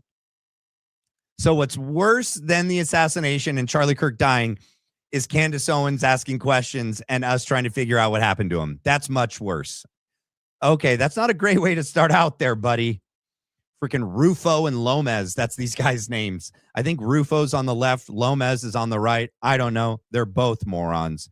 Later, I don't know if we'll get to that part. One of them goes like, oh my gosh, what does he say? I wrote it down. Hold on. Because I don't know if we'll get to it because of how much time we spent on the first video. Here we go. He goes, where is it? Okay, he says, Andrew Kolvet is a totally reasonable guy. And if we had 1 million Andrew Kolvets, we'd be in a much better place. And I write, so this guy's a total douche. A shift in the tide. And that's why we're talking with Andrew Kolvet, one of Charlie's friends, executive producer of the Charlie Kirk Show. Enemy. And Andrew, tell us a little bit about the hearings that have been happening in the Tyler Robinson criminal trial. And are we finally approaching justice? But almost as importantly, are we finally approaching truth instead of conspiracy theories? Yeah, thanks for having me, guys. I hope so. And I believe that we've seen the turning of the tide, as you said, from just pure. It was weird. They both did this with their hands at the same time. What are these guys? Look at their hands. They both at the same time were like, yeah. I don't know. I just noticed that right now. Unadulterated speculation, smears, slandering of me, my friends, Erika, obviously chief among those that have been smeared. Somebody told me the other day, actually, that she's probably the most defamed and slandered person in modern history, certainly, but potentially ever. Ever. I mean, Tucker Carlson. I mean, Charlie Kirk was defamed and slandered a lot. Candace Owens. I could think of more, because I don't think that she's being defamed and slandered. I think we're pointing out facts and reality. That's what it is. Which is a wild thing to think about. It felt like, it was a dam that had building up, the pressure behind it. And when you had the preliminary hearing, people actually got exposed to the real facts of the case. It felt like there was a sea change. And I hope that momentum continues. We don't expect the liars and the conspiracy crowd to just stop. And certainly we've seen that in the days hence. But, you hope that kind of the credibility has been shattered beyond repair. And boy, do they deserve it.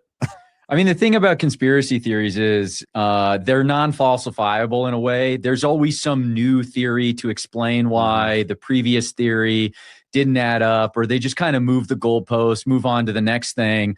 But I am curious, Andrew, as someone who's just been like inundated with these questions and accusations and speculations, like at a level I can't even imagine, there had to have been certain specific things that came out in this preliminary hearing where you just like wiped your brow and said, finally, like this stuff is out there. People are finally seeing that, his DNA was on the weapon and or the bullet that, this people were saying, oh, it couldn't have been this particular kind of bullet because it can't do that to a human body. Well, we have like the actual physical bullet now. So I'm wondering how freaking stupid these people are. Valhalla just did the most realistic reenactment of it. He had this like lift, like not like a crane, to the exact height of what the Losi Center roof is to give a 9-degree slope from the shot to where Charlie would be, at the same exact distance from the Losi Center to where Charlie was sitting. Used a 30-06, shot a brand new, recently slaughtered full pig, and the freaking bullet destroyed this full pig. Then he shoots it's either a pork shoulder or a cow shoulder with another piece of meat behind it, and it's taped together, and it goes through everything. And there's just no freaking way Charlie's little piece of meat on this part of the neck did anything to stop a 30-06. It just didn't. And just because they retrieve a round from Charlie isn't evidence that it's that round, especially because when the ballistics did their analysis of the round, it doesn't match the 30-06. Not only is that, but the rifling, they couldn't conclusively match it to that rifle. That rifle wasn't recently fired, because if it had been that day, the dogs would have sniffed it out right away when they went to go sniff that field. Also, if Tyler Robinson was holding the rifle that day, his DNA would be the least degraded out of everyone's DNA that was on the rifle. His DNA was the most degraded. It's the oldest contributing DNA to that rifle. None of the evidence that came out in the preliminary hearing helped their case at all. Okay. And they're out here trying to sell it to us all as if it did. It's freaking nuts. If you could walk us through any of the specifics that we learned over the last week, where you feel like, okay, this is finally concrete stuff that anybody who's earnest in their interest in finding out what happened, because there are some people, I want to say, who are maybe skeptical of the official story and are looking for real evidence to demonstrate that Tyler Robinson is the guy who did this. So what did we learn last week to give those people some amount of assurance that the story they're hearing from the FBI is the actual story. Yeah, and I want to address that point you just made. There are some people that are honestly skeptical. I've never had any ill will towards that crowd because I am that guy. You know, there much has been made about this leaked group chat that got out where Charlie's talking about a Jewish donor, right? And okay, so this needs to be clipped as well. I mean, we did it earlier today. I already posted it. So the text, wait, oh, they play it in the beginning, don't they? No, wait, it's not here. Where did they play that clip? Oh, they're about to. Okay. So the text thread that he's talking about is the text thread where Charlie Kirk says, we just lost another big Jewish donor today. You know, he goes, Jewish donors play into all the stereotypes. Okay. I cannot and will not be bullied like this, leaving me no choice but to leave the pro-Israel cause. I didn't know that we knew the identity of the other person on that thread. It's blacked out. It's never shown that it is Andrew. And I can't recall if Andrew ever admitted to it before, but he admits to it today. And he goes, he is the one that was on that text thread. And that's important because Charlie goes, not only am I going to have Tucker on at AmFest, I'm going to have Candace too. And then Andrew goes, I don't think that's a good idea. So it shows that Andrew was pressuring Charlie on what to do, what not to do, what to say, what not to say, who to have on, who not to have on. And Andrew's going to try to argue that Charlie didn't trust Candace, that he was friendly with her, but by all modern,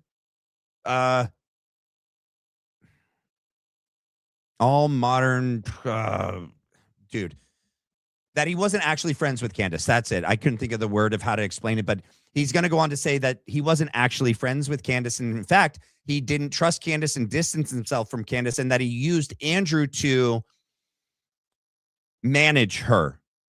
In this text, the only person managing anyone, Andrew, is you managing Charlie. Okay? You know, Candace put that on her show.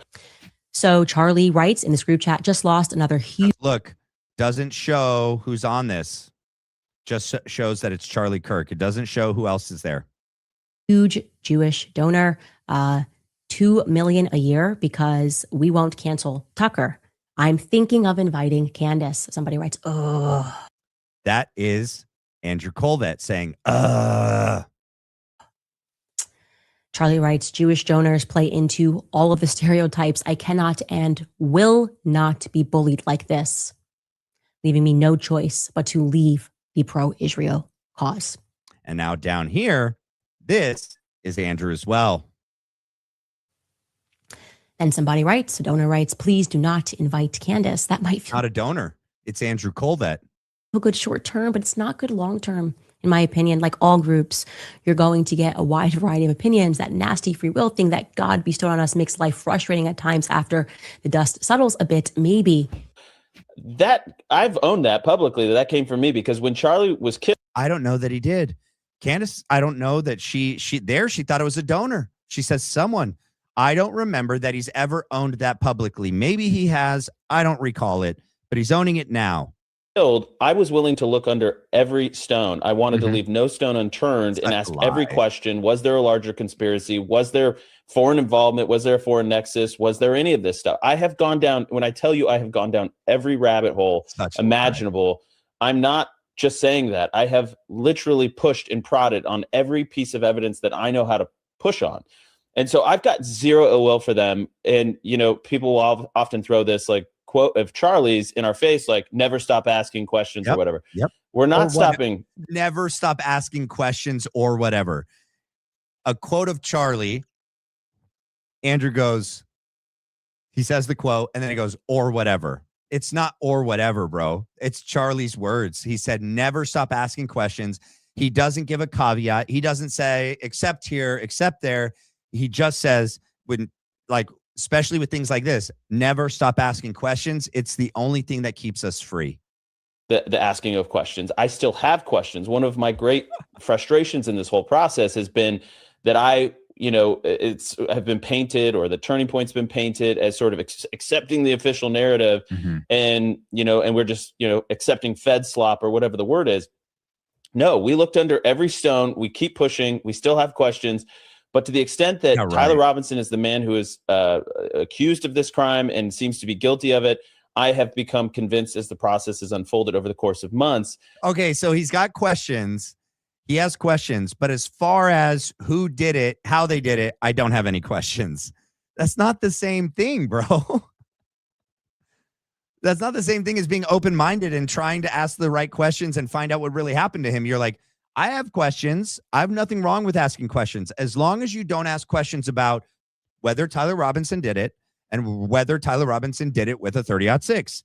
Everything else is okay. Just none of that. Gosh, these guys, bro. I just can't.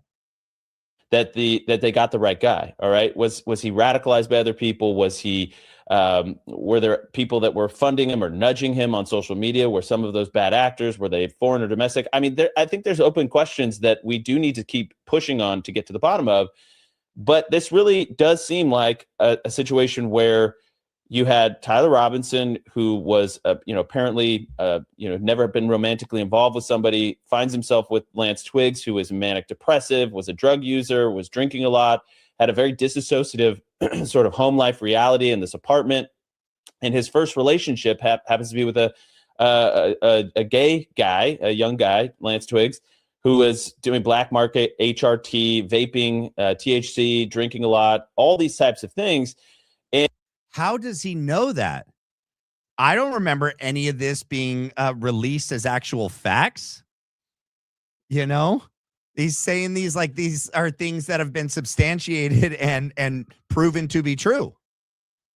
And it seems like like I said, it was a disassociative experience where real world, he slowly got pulled away from that to the point where he felt like he was doing some sort of righteous act to murder Charlie. And the evidence that we saw at the preliminary hearing was, we get, this is the new thing. You can't say overwhelming. It was overwhelming. It was devastating for the defense's case. And one of the things I was looking for, Jonathan, was what was the defense going to proffer as an explanation, or as to try and poke holes in the prosecution's case. And one of the things that they didn't do is they didn't talk about exploding mics. They didn't talk about trapdoors. They didn't talk about Egyptian planes or Fort Huachuca or any of this stuff.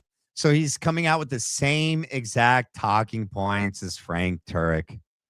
What a coincidence. So they are coordinating their narratives, their attacks. Okay. Let me get to these real quick. We got 30 gems from Kent RS. Thank you so much, Flower. We got Mystic Gypsy gifting 5 Black Line Brief memberships. Thank you so much, Mystic. You're the best. And we have Zamit, funny, better than the Three Stooges. Thank you, Zamit. You're the best. All right, let's continue. That we've been exposed to. They didn't talk about maroon shirts or patsies or body doubles or decoys. They talked about trying to poke holes in DNA. How sure can you be about DNA? Because that's their job as the defense at the preliminary hearing, is to poke holes in the evidence that they're presenting to establish probable cause for the trial. So I'm just tired of saying they're stupid. They're not. They're just evil. They're dishonest. They know what they're doing, and they're lying. Okay, they're misrepresenting what the defense's tactics and strategy was during the prelim, because they know for a fact the defense is not up there trying to present some sort of narrative or theory for what they think actually happened. Their job in the prelim was just to point out that the evidence isn't really evidence and that it's not substantial enough for probable cause. Therefore, it should be tossed out and not go to trial. They tried to keep the testimony from Lance Twiggs out of the record. They tried to keep the video surveillance out of the record. Some of the longest, most boring stretches of the preliminary. Was the defense doing their job, saying that this evidence should not be admitted as evidence because it's BS, it's hearsay, but in Utah, you're allowed to do it? Why couldn't they bring in Lance Twiggs and open him up for cross-examination? Because he would crumble. He wouldn't last. Hearing where them trying to fight on 6th and 14th Amendment grounds to keep evidence out. And the judge ultimately allowed most of that evidence in. And that was a very telling. It was the dog that didn't bark, right? I think Michael Knowles made a similar point that the defense didn't go down any of those lines of questioning, even about the caliber of the round, right? This was another thing that we'd heard so much about, that it couldn't have been a 30-06. Well, they didn't contest that. The medical examiner report said that it was a gunshot wound to the neck. The ATF report said it was a 30 cal. So he finally corrected it, and he's not saying coroner now. Now it's medical examiner. But yeah, she was appointed a year before, and she was Google searched in DC and Israel. Everyone, Candace brought up that list yesterday of newbies that were in key strategic positions, right? We don't need a lot of people to be part of this conspiracy. Each people just had to do their part. Specific key people needed to do a very big part. All these new people. And then other people just probably had compartmentalized information that they didn't know the whole story about what was going on that day. Like Mikey McCoy, maybe he knew everything. Maybe he only knew some things. Did Blake know beforehand? What about Philip Goldsberry and Terrell Farnsworth? You know, I believe that it's possible that they were compartmentalized information and told things that they thought they were going along with, and told to do this because, I mean, what seems most likely is that they were told to keep Charlie safe and alive, that they were going to fake the death possibly, and that it went horribly wrong, or that Israel interceded in that and took over without letting a lot of people know. And then they actually took him out, because then, like, explain why Terrell Farnsworth ran over and climbed up on the thing as if he already knew exactly where to go, exactly what to do to film himself, and then to be on that strategic location to film them carrying Charlie in the car. It's either they're really, really evil and they're all part of it, and they never were going to fake the death. It was the plan to kill Charlie the whole time, or some of them thought something different and only certain key people knew what was really going on that day. It's just my opinion, but I don't know. We don't know everything right now. We don't know a lot. Rifle. The DNA linked Tyler Robinson to the rifle. There were 6 people else's DNA on it. His was the most degraded. The round did not match a 30 caliber round. It was .286 to .301. To the towel, to the screwdriver that he assembled the weapon with. Rob O'Neill pointed it out, and I pointed out a long time ago, a normal screwdriver is not the kind of screwdriver or tool you need to disassemble and assemble a 1940 Mauser 98. Okay. And not even a modern one. You need specific tools to do that. And Candace pointed out today that it's interesting, like, when did they find the screwdriver? Who found it? Why did the body cam go out? Why did they need this screwdriver in the beginning, but then it got left out of later court filing documents, right? Also, all of these items all have multiple people's DNA on it. And if these items were in Tyler's house and he was using them to do anything else, fixing things around the house, preparing the rifle to go hunting with his grandfather and his dad and his brother, which they were doing, this towel could have been grabbed from the bathroom, but it had 6 people's DNA on it. Tyler's was one of them, but so is Lance's. And of course, Tyler's DNA is going to be on it if it came from his house. And these are the items they're using to frame him. Okay. And then there was another piece of evidence, guys, that was only shown to the family and media in the room. And there was another controversy about this. Did it actually show him taking the shot or not? I think we're splitting hairs here, and it's kind of the way that you would choose to describe it. No, you shouldn't describe it the way Benny Johnson and you and Blake and Jack Posobiec described it on Friday and the subsequent days after that it was high definition 4K clear video where you can see license plates and you can see Tyler's face and you can see him pull the trigger and you can see the recoil and you can see it all. You guys just grossly lied and misrepresented what that footage actually showed. All it is zoomed in footage from already poor quality surveillance footage. Doesn't show anything. Local media that was in the room, national media that was in the room, described it similarly. The prosecution back in, I believe, April described it similarly, that you do sort of, in a sense, see him taking the shot, but it was an enhanced video. Now he's correcting it. You do somehow, in a sense, see him taking the shot, but it's an enhanced video. Didn't get shown to the public. We call it like the John Madden style video where there's circles drawing your eye to where he's at in the frame. And I mean, if it's so clear, if it is so clear and it's zoomed in, do you really need circles, red circles, and red arrows to direct your focus and your eyes onto him? There's no one else on the roof. It's just a camera footage of the roof. And then you see this black clothed figure climb up over the railing. Do you really need a circle and an arrow pointing, hey, look here, look here? No, you would need that if it's really bad quality. If you can't really see what it is. And even though they zoomed in, it's not enhanced, it's not 4K, it's not clear. You would need something to draw your eyes to that location. Okay, that's why it's got a circle. That's why it's got an arrow, because it's just the same footage. They zoom in. That's it. Freaking liars from Liar Town. Zoom in and you follow more closely. I'm told a couple of things are very, very true about this video. Oh, you're told. The clarity is shocking. The clarity with which you can see Tyler Robinson moving around at different points in his journey up onto the roof. It's so clear. They just were like, let's just put circles and arrows on it. I don't know why. It's so clear we don't need it. Let's just do it anyway. Is shocking. You can see license plates on the car, for example. You can see when he goes up onto the roof. You guys, we've seen that footage. You cannot read license plates, okay? We've seen the footage from the dude jumping off the roof and the cars in the parking lot. I've looked at it multiple times. I don't see any identifiable license plates, okay?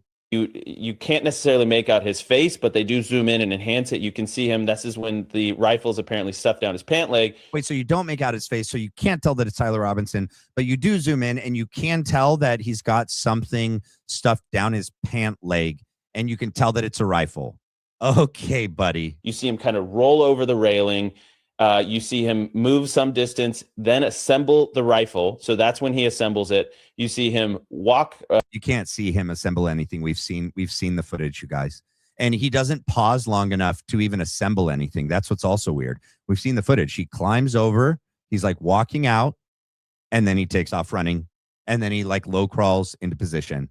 You don't see a rifle. You don't see him take anything out of his pants. How does he even climb over the railing first with the rifle in his pants? Now they're saying, and they're also saying that it was disassembled. Okay, then why is the rifle down his one pant leg? Why is this large rifle that's about 49 inches long put together down all the way down past his knee? Because that's the story, that it's so large that he can't bend his leg. Now they're saying it's actually disassembled and it's in two parts. Well, if it's disassembled and in two parts, why did he only bend one leg and not the other? Why is it so long that it goes down to his ankle? Dude, they're so not good at this. It's just unreal. We're too smart for you guys. These two are stupid as heck, dude, but we're not.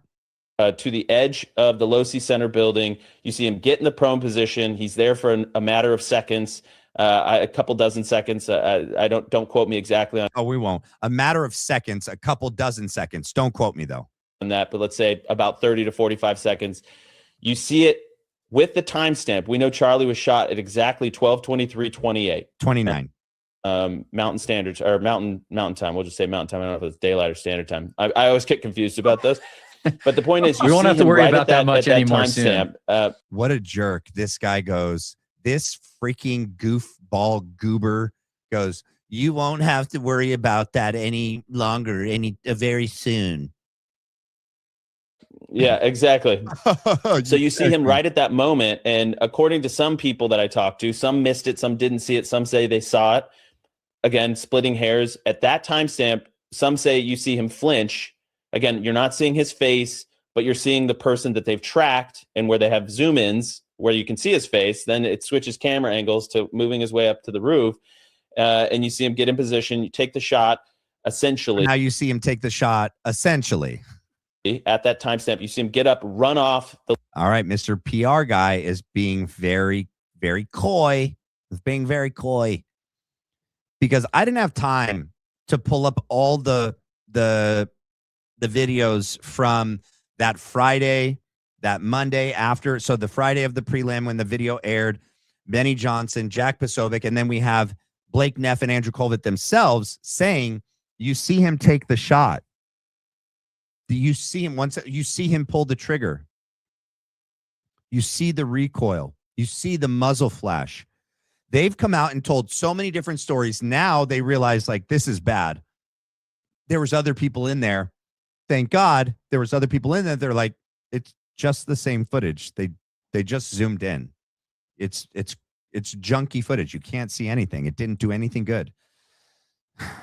And now he's like, well, essentially, some people say, I've been told, possibly, maybe, I don't know. He's playing with words, man, and it's so obvious. Pelosi Center and jump off in the video that most of us have seen now. And so there was a lot of really, really damning evidence. And what we haven't seen as well, I'm excited to see, which is some of the cell phone data and GPS data that tracks his location, tracks his timeline, because that had been contested as well in the court of social media opinion. So, but it was contested in the court of social media opinion.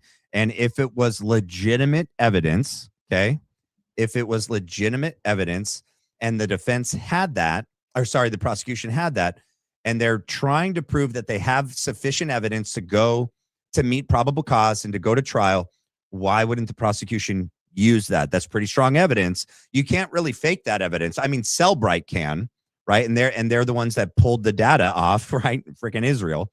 Why wouldn't the prosecution have presented that at the prelim? Like, we have his metadata. We have him time-stamped. We have his geolocation. It puts him here, right? When he sent that text, look, time, location, GPS, coordinates. Why wouldn't they present that? Why wouldn't the judge have allowed that to be presented? And now he's going to try to say like, oh, but I can't wait for it to be presented. Just like Jack and the other idiots are like, oh, I can't wait for this footage to be released. Probably not going to be released. They know that. Going to show that all at a trial. So there was just piece after piece after piece. It builds into an avalanche, a mosaic of evidence that basically, I don't look up to the defense. I don't envy their position that they would have to defend such a mountain of evidence against Tyler Robinson. Such a mountain of evidence. Where is it? Like, right? What is this? So right at 12, I timestamp 12. Let's see what these jokers say right at 12. Want all of us dead, and this would be a way for the right to really unite and carry forward his. I guess the question I have, and this is a question I've had for a long time, is, I remember being on the phone when Charlie was killed with everybody, and so a lot of people that are connected to this were all on the phone with everybody right when Charlie was murdered, and just this shock. And I think I had this hope that if anything was going to come out of this that was positive, it was that the left is a violent terroristic movement that wants someone who did it all the right way, going to campuses, making the case, engaging in debates. If they want him dead, they really want all of us dead. And this would be a way for the right to really unite and carry forward his legacy and also his message. Ding, ding, ding, ding, ding. What was the overall hope and goal of one of the outcomes? Sorry, I'm trying to fix my mic without shaking the whole desk.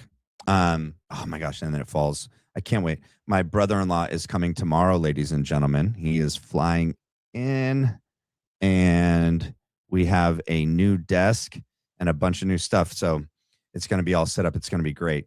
But that the intended outcome, the intended outcome of this was that it was going to galvanize the right against the crazy radical left that wants us all dead. and to continue Charlie's legacy. Yeah, that's kind of what we were saying, that you guys had this like written up as it had to be a crazy trans gay leftists that, you know, and blame it on the crazy left and to galvanize the right against the left and to get us to hate and fight each other. And then for the right, you know, those in power on the right to take down the left. But it didn't work. And they just play their hand, man. They play their hand and they don't play it well. All right, we're going to go to the next one, 1245. Well, let's just play it right when he starts talking, right here. Evangelical, Protestant, Catholic churches all across the country. And it was beautiful to see. And then the memorial where you had hundreds of millions of people all over the world watching the most powerful people in the world proclaim the gospel from the podium in front of 70,000 people at State Farm Stadium. That was a beautiful thing. And what I realized in the months after, seeing how this vacuum of Charlie's leadership and his murder was filled by bad actors, you realize that almost in a very spiritual sense, but the Bible tells us we're not in a battle against flesh and blood, but against powers and principalities, that the forces of darkness rushed in. It's almost like they threw a giant tantrum in the heavenly realms to counter what God was doing through Charlie's death. And I really believe that the reaction of darkness to this overwhelming force of light was going to be extreme. And that's what we've seen, right? And one of the reasons... Talking about Candace and Tucker and Barron and all of us. That's what they're saying. Us investigating and asking questions and wanting the truth and justice of who really killed Charlie Kirk and who's a part of it and why. That's demonic. That I think fighting for the truth of Charlie's, who killed Charlie, and getting justice for Charlie, and fighting against some of these allegations and smears against Erika, against Turning Point, against whoever else has been mentioned, and there have been a lot of people caught up in this catching strays, Trump, is because it is a question: will we pass this test? Will we pass the test as a country, as a movement, as Okay, let's get to the last part, and then we're gonna wrap things up with some Charlie Kirk clips. So at 39:24, we'll start like right about here, because I don't know exactly where it starts, but around there. Having these conversations and hashing out these debates, we'd be in fine shape. So I think it starts further back. So we'll go right here. We need to be free to have, and we need to not be locked in by formalities or deals that have been passed through Congress. We need to be flexible and maintain all the sovereignty we can. All right. So that's an example where online the discourse it's completely hyperbolic. It's shouting from the rooftops that Israel's taking over. But that's, I think, not really the truth. So again, the truth, evidence has to lead the day. You have to go where the facts are. Evidence. You have to be willing to be courageous and honest and loud. And it's probably a longer answer than you wanted. But I appreciate this. I appreciate it, Andrew. And again, I have to say, eminently reasonable. You're such a reasonable guy. And if we had, a million Andrew Kolvets to be having these conversations and hashing out these debates, we'd be in fine shape. We wouldn't have to sit here and speculate about what we're going to. Oh my gosh. I just had a bad reaction to that. Oh my gosh. You're such a reasonable guy. If we had more of you, we'd be in such fine shape. Shut up. Are you for real? All right, let's see. I got some ultimate Charlie Kirk best debate moments montage. Hold on. All right. Let me share. Hopefully there's no cussing going on from the crazy liberals, but hopefully the audio is not too bad. This is an older event. That's also played a part? Or Not do you not really. believe in the war on drugs? Well, look, I believe we should be very harsh on drugs, but I think I would give some merit to the argument of some government agencies peddling cocaine in the inner cities. There is evidence to show that. I'm not going to debate it. Do I think it has so for example, there's one number that I'm fascinated with, right? Single motherhood in the Black community was about 28% in 1945. Okay? Now it's around 65 to 70%. Why? Are we more racist than we were? The mic is on the table. It's right here. He's pounding the table. I don't know. The audio is really bad. Maybe I'll pick a different clip, but real quick, let me get this out of the way. Can you guys do me a favor? Please hit the like. Please hit the subscribe. It's the best way to help support this channel, and I appreciate it. every time that you guys do that. Okay. Also, after the video posts, please do me a favor, go over and throw anything in the comment section to help the algorithm. And then you can hype the video for free as well. All of those are free ways to help support me and this channel and this community. Thank you so much, Super Line Man, for becoming a member today. Welcome to the community.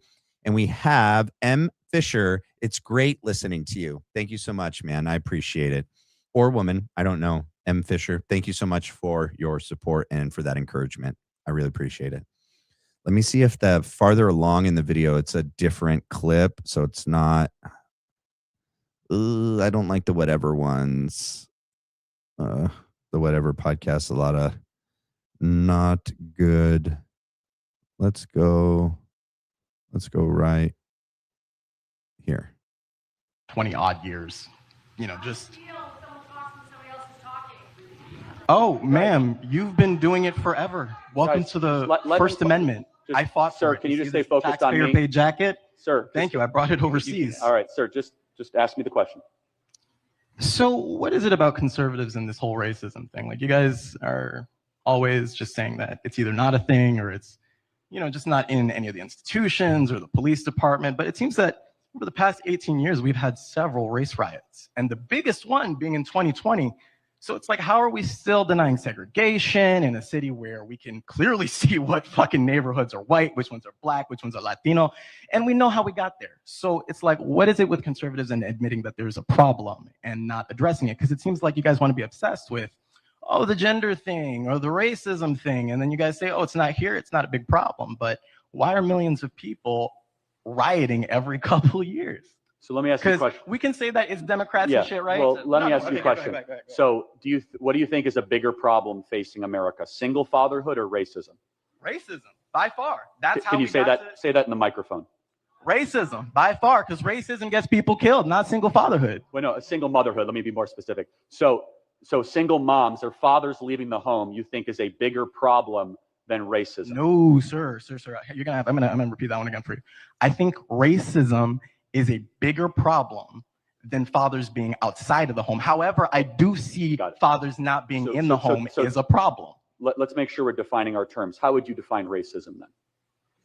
Racism is a system of oppression used by a certain group using prejudice, institutional power, and it's situated by the media, government, and all these other So give me an example of one thing you as a black man cannot do that I as a white man can do in America. Got you. Okay, so about 2 weeks ago, right? I went to a DeSantis rally, got my ticket, all that good bullshit. Been to a million different, rallies of a kind, whether, I was a conservative at the time or whether I was a liberal, right? I know that as a black person, I am far more likely to be arrested for expressing my view, whether I'm a conservative or a liberal. And I've done it on both sides.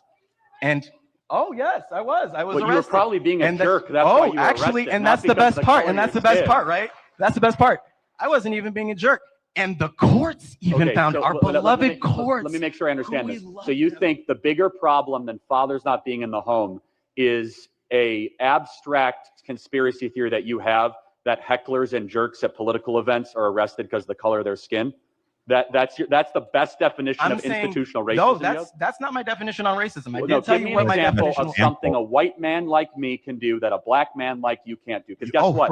If I showed up at a DeSantis event and started heckling, I'd be kicked out and arrested. No, you would not. No, in fact, I even have evidence. You know how of I that. know that's true? You want to know? Most of the Do you want to know hecklers how are I know white it's true? suburban kids I have from hundreds Highland Park, and they're arrested a lot more. Actually, when you see the mugshots, yeah. Oh, so white kids are arrested a lot more. Could Well, that possibly be? Could that possibly Can you talk be? into the mic? And I'm just guessing here. Could it possibly be that white people are arrested more because you have a higher population and therefore by proximity you are more like, because it's math, it's basic math. I know we hate math. I know we hate it, but I passed it. Okay. Unlike y'all. So let me ask you a question. How does racism contribute to black on black crime in Chicago? How is white people to blame for that? Oh, actually, matter of fact, that's actually a whole other issue. So let's talk about, so you want to talk about intracommunal violence as it pertains Yeah. to So what racism. does the white man have to do with that? So, and that's a great thing. I love the red herring that you threw in there. No, it's, yes, because it's a hey, intracommunal violence is proximal, right? So when we have segregation and we got races sitting in one area and you got another race in another area. Now, we never asked white people, why is white on white crime so high with white people, and never, but instead we focus on black people. Yeah, so out of the 530 murders in Chicago of the last year, how many were black on black crime? Hey, I wasn't looking. But you know what I do know? Well, but over you know, 420 of them were black on black gang-related crimes. Sure. How is that racism to blame for that? Let's talk. So now, are we going to talk about over-policing? I'm sorry, sir. You're kind of demonstrating you can't answer the question. Would you like to talk about? I mean, we can talk about it. We can. Okay. Are you ready to address it, though? Well, are you ready to address it? Yeah. Because we can talk about black on black crime, but we need to talk about it as it pertains. We need to. Okay, let's talk about it, sis. I'm ready to talk about it. All right, hold on. So let me just I'm narrow ready to this down. So let me just say this, All okay? right. So if you were to rank the 100 biggest problems in America, the fact that I know we're not a racist country is the best example you have. Okay, so you know we're not a story of you racist getting country kicked based out of on a what? DeSantis rally. If we were a racist country, you'd say, Charlie, I can't go in a convenience store. Charlie, I can't go into school. No, we actually live in such a amazingly decent country that whoa. Let's not do that, okay? All I did was All right. All I did was speak. You're trying to pull it out. Mostly peaceful, everybody. Mostly peaceful, okay? I didn't lay hands on you. All I right. got witnesses. I did not. I like that dude holding the mic. He held his ground. That's good. He's like, don't grab the mic, bro. Touch you. No. All right. I touched the mic. We're going to wrap this one up, but let me just. What's on the mic? The dude's hand is on the mic. You grabbed him grabbing the mic. Let me just say this.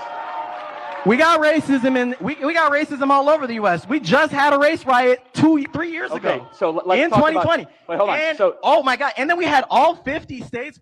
Oh, he's yelling. Hold on. Let's go. This looks like it's just Charlie right here. Action at this college that discriminates against Asian students and white students.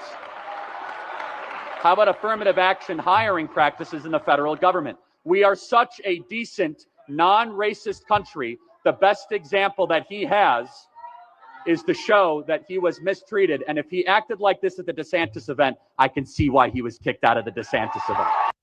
What do you think about separation of church and state?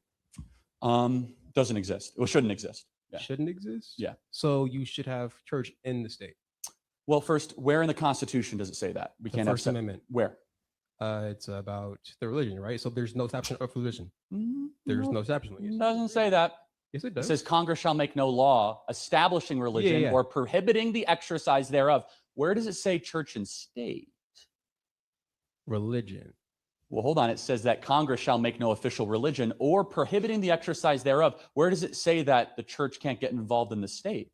It could be involved, but it can't be the religion established. Hold on. We're talking about two different things then, Yeah, right? no, see, like, because what you're saying is that, oh, you can be a Christian and be in the government. And that's true. That's how it works right now. You can be a Christian and be in the government, right? But you cannot establish Christianity as the basis of. Well, no, that's not what I'm arguing. I'm arguing that Christians should be in the government and the church should be actively involved. Where do we get that phrase separation of church and state from? The First Amendment. No, we don't. No, it it's doesn't Thomas say that. Jefferson writing to the Danbury Baptist Convention in Massachusetts, assuring them that the church would not come after the state. So let me ask you a question. Let's pretend that church and state is the law of the land, right? That the Warren Court and the Burger Court argued in the 1950s and 1960s. Then why on earth did we put up with the government going around and shutting down churches during the pandemic? I thought we need separation of church and state. Why is it that the government can go and shut down churches? Okay, so aren't they supposed to be separate? I actually played for a church. All right, ladies and gentlemen, my rump is numb from sitting so long. We're at 3 hours and 27 minutes. Zamet, thank you so much for the 10 gems, golden coin. All right, you guys. Thank you guys so much for another amazing show. Stay tuned for show tomorrow, 7 p.m. Pacific Standard Time. And then on Friday, we will have Mitchell Manley, Matthew Tuzzaroni, and myself here at 7 p.m. PST on Friday, but we'll still have a show every day until then. But I just want to keep putting that out there that that's going to be a show you won't want to miss this Friday at 7 p.m. All right. All right, you guys. Thank you guys so much for everything. God bless you guys so much. Love you guys. I'll see you guys tomorrow. Bye.